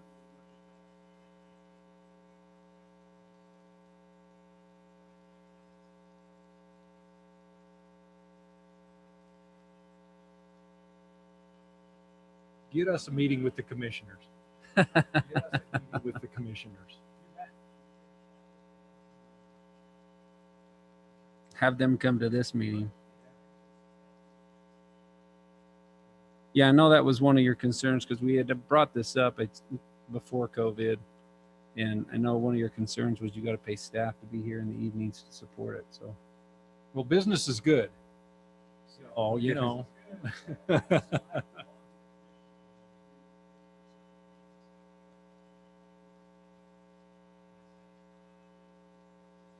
Well, in theory, our meetings would be shorter, so hopefully the expense wouldn't be quite as much.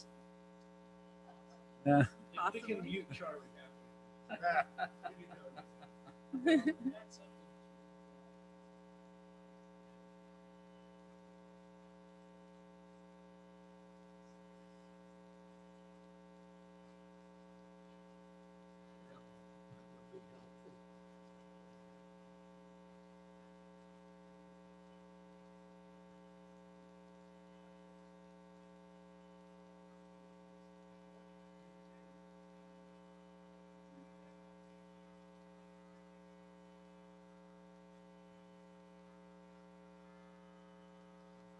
Are if the Ogden we can have to.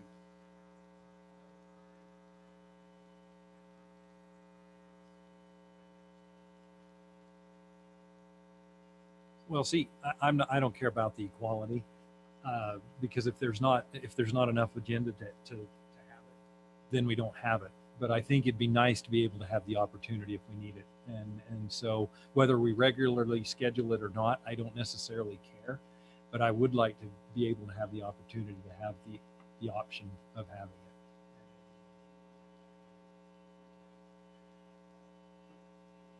it. Sure. yeah, we can tear apart some of their budget and refunnel it this direction. I think that's fair.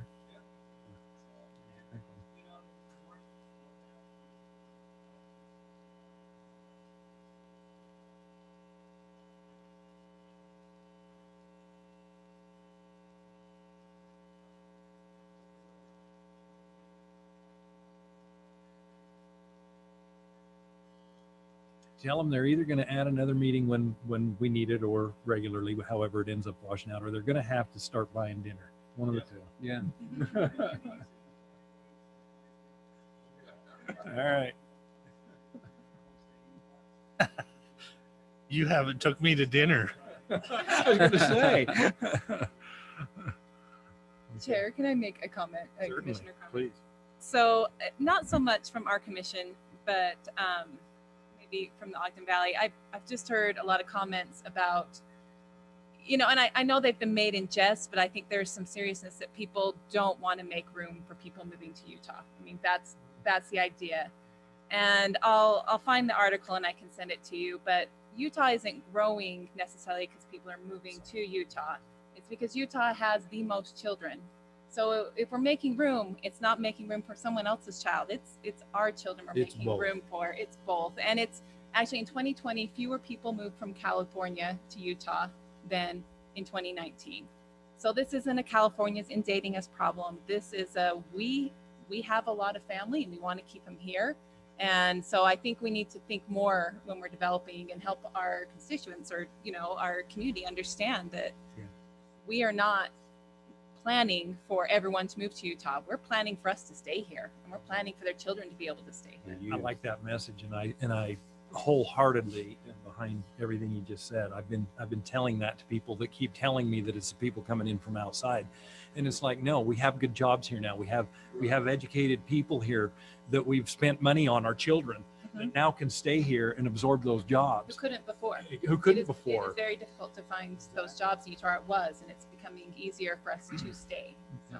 Yeah, our return on our investment, meaning our children, now we should be able to benefit from them being nearby if we get along with them and want to be nearby. And if we don't, we just lock the door. Well, I think part of it is too is the economic development. The last article in the paper about out west. I mean, these things weigh on people's minds, and it is the future. Yeah. And the future is there's going to be more people coming here, locating here, because of, well, we little light on the wages, but this is where the growth is going to be. Utah County's about tapped out. So it's going to now start coming north. Right. And everybody's beating the drum to move your organizations to Utah. So the way I look at it is sooner or later, you got to buck up to the bar. Yeah. And just realize that, hey, this is the situation we're in. And this isn't 1950. And so speaking of which, where are we with the general plan?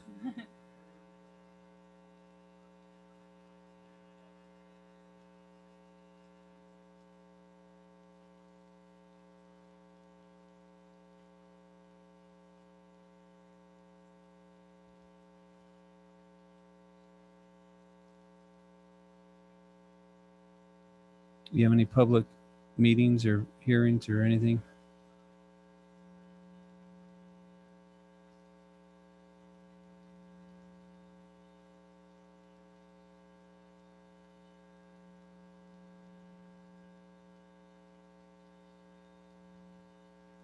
So this message, like what we've been discussing, I think it's critical to be a part of that discussion when it comes to the public meetings, because I think there's still a huge group of people that are under this impression that we still have another 300 years of farming out west.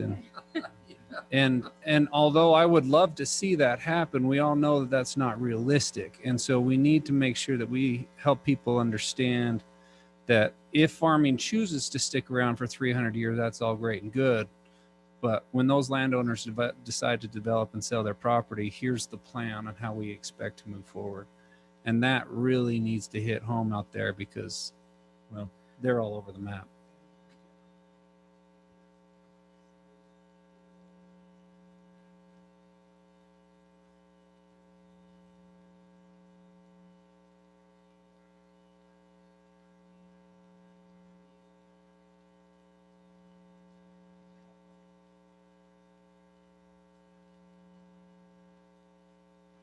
Maybe we can add that, just an update to our meeting, just to even get those who are tuning into what's on the agendas every month, then it's on the agenda and they can tune in and listen at least to that bullet point.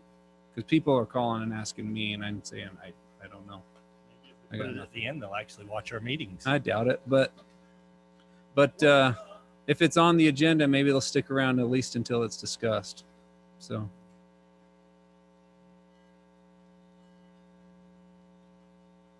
Well, there's a Commissioner Andriotti's point. You know, there's a reason that probably 50 years ago, Southern Pacific Railroad bought all of that property out there that Randy Marriott owns now. And if Southern Pacific wouldn't have gotten into financial difficulty, it would probably already be built out into heavy industry. That's what it was always meant. It was always looked at for that, and it was actually purchased for that. Yeah, yeah. And the main line's next right there. So it was always, in fact, at one point in time, and maybe some of you know this and don't, but when Saturn Auto was started up by General Motors as a standalone entity, that area was actually looked at out there. And I was quite young. I was probably in my late teens when that was happening, maybe a little bit older than that. But that was actually looked at by General Motors as a potential site at that time. And if that had happened, can you imagine what this area would have looked like? Now, you know, the company's gone defunct, but I'm just saying what that would have provided, what that would have provided at that time here. Detroit, yeah. This area would have already been built out. So Well, anyway. we do have a better road out there, but still, it's a far cry from what the transportation. For sure, but anyway, I'm done. Build a prison out. They were going to build a prison. It was a cement contractor, I remember.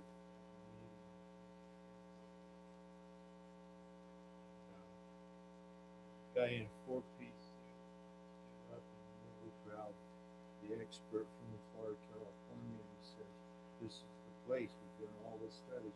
Tim stood up and he said, "Ammonium has a spill out there, and the chemical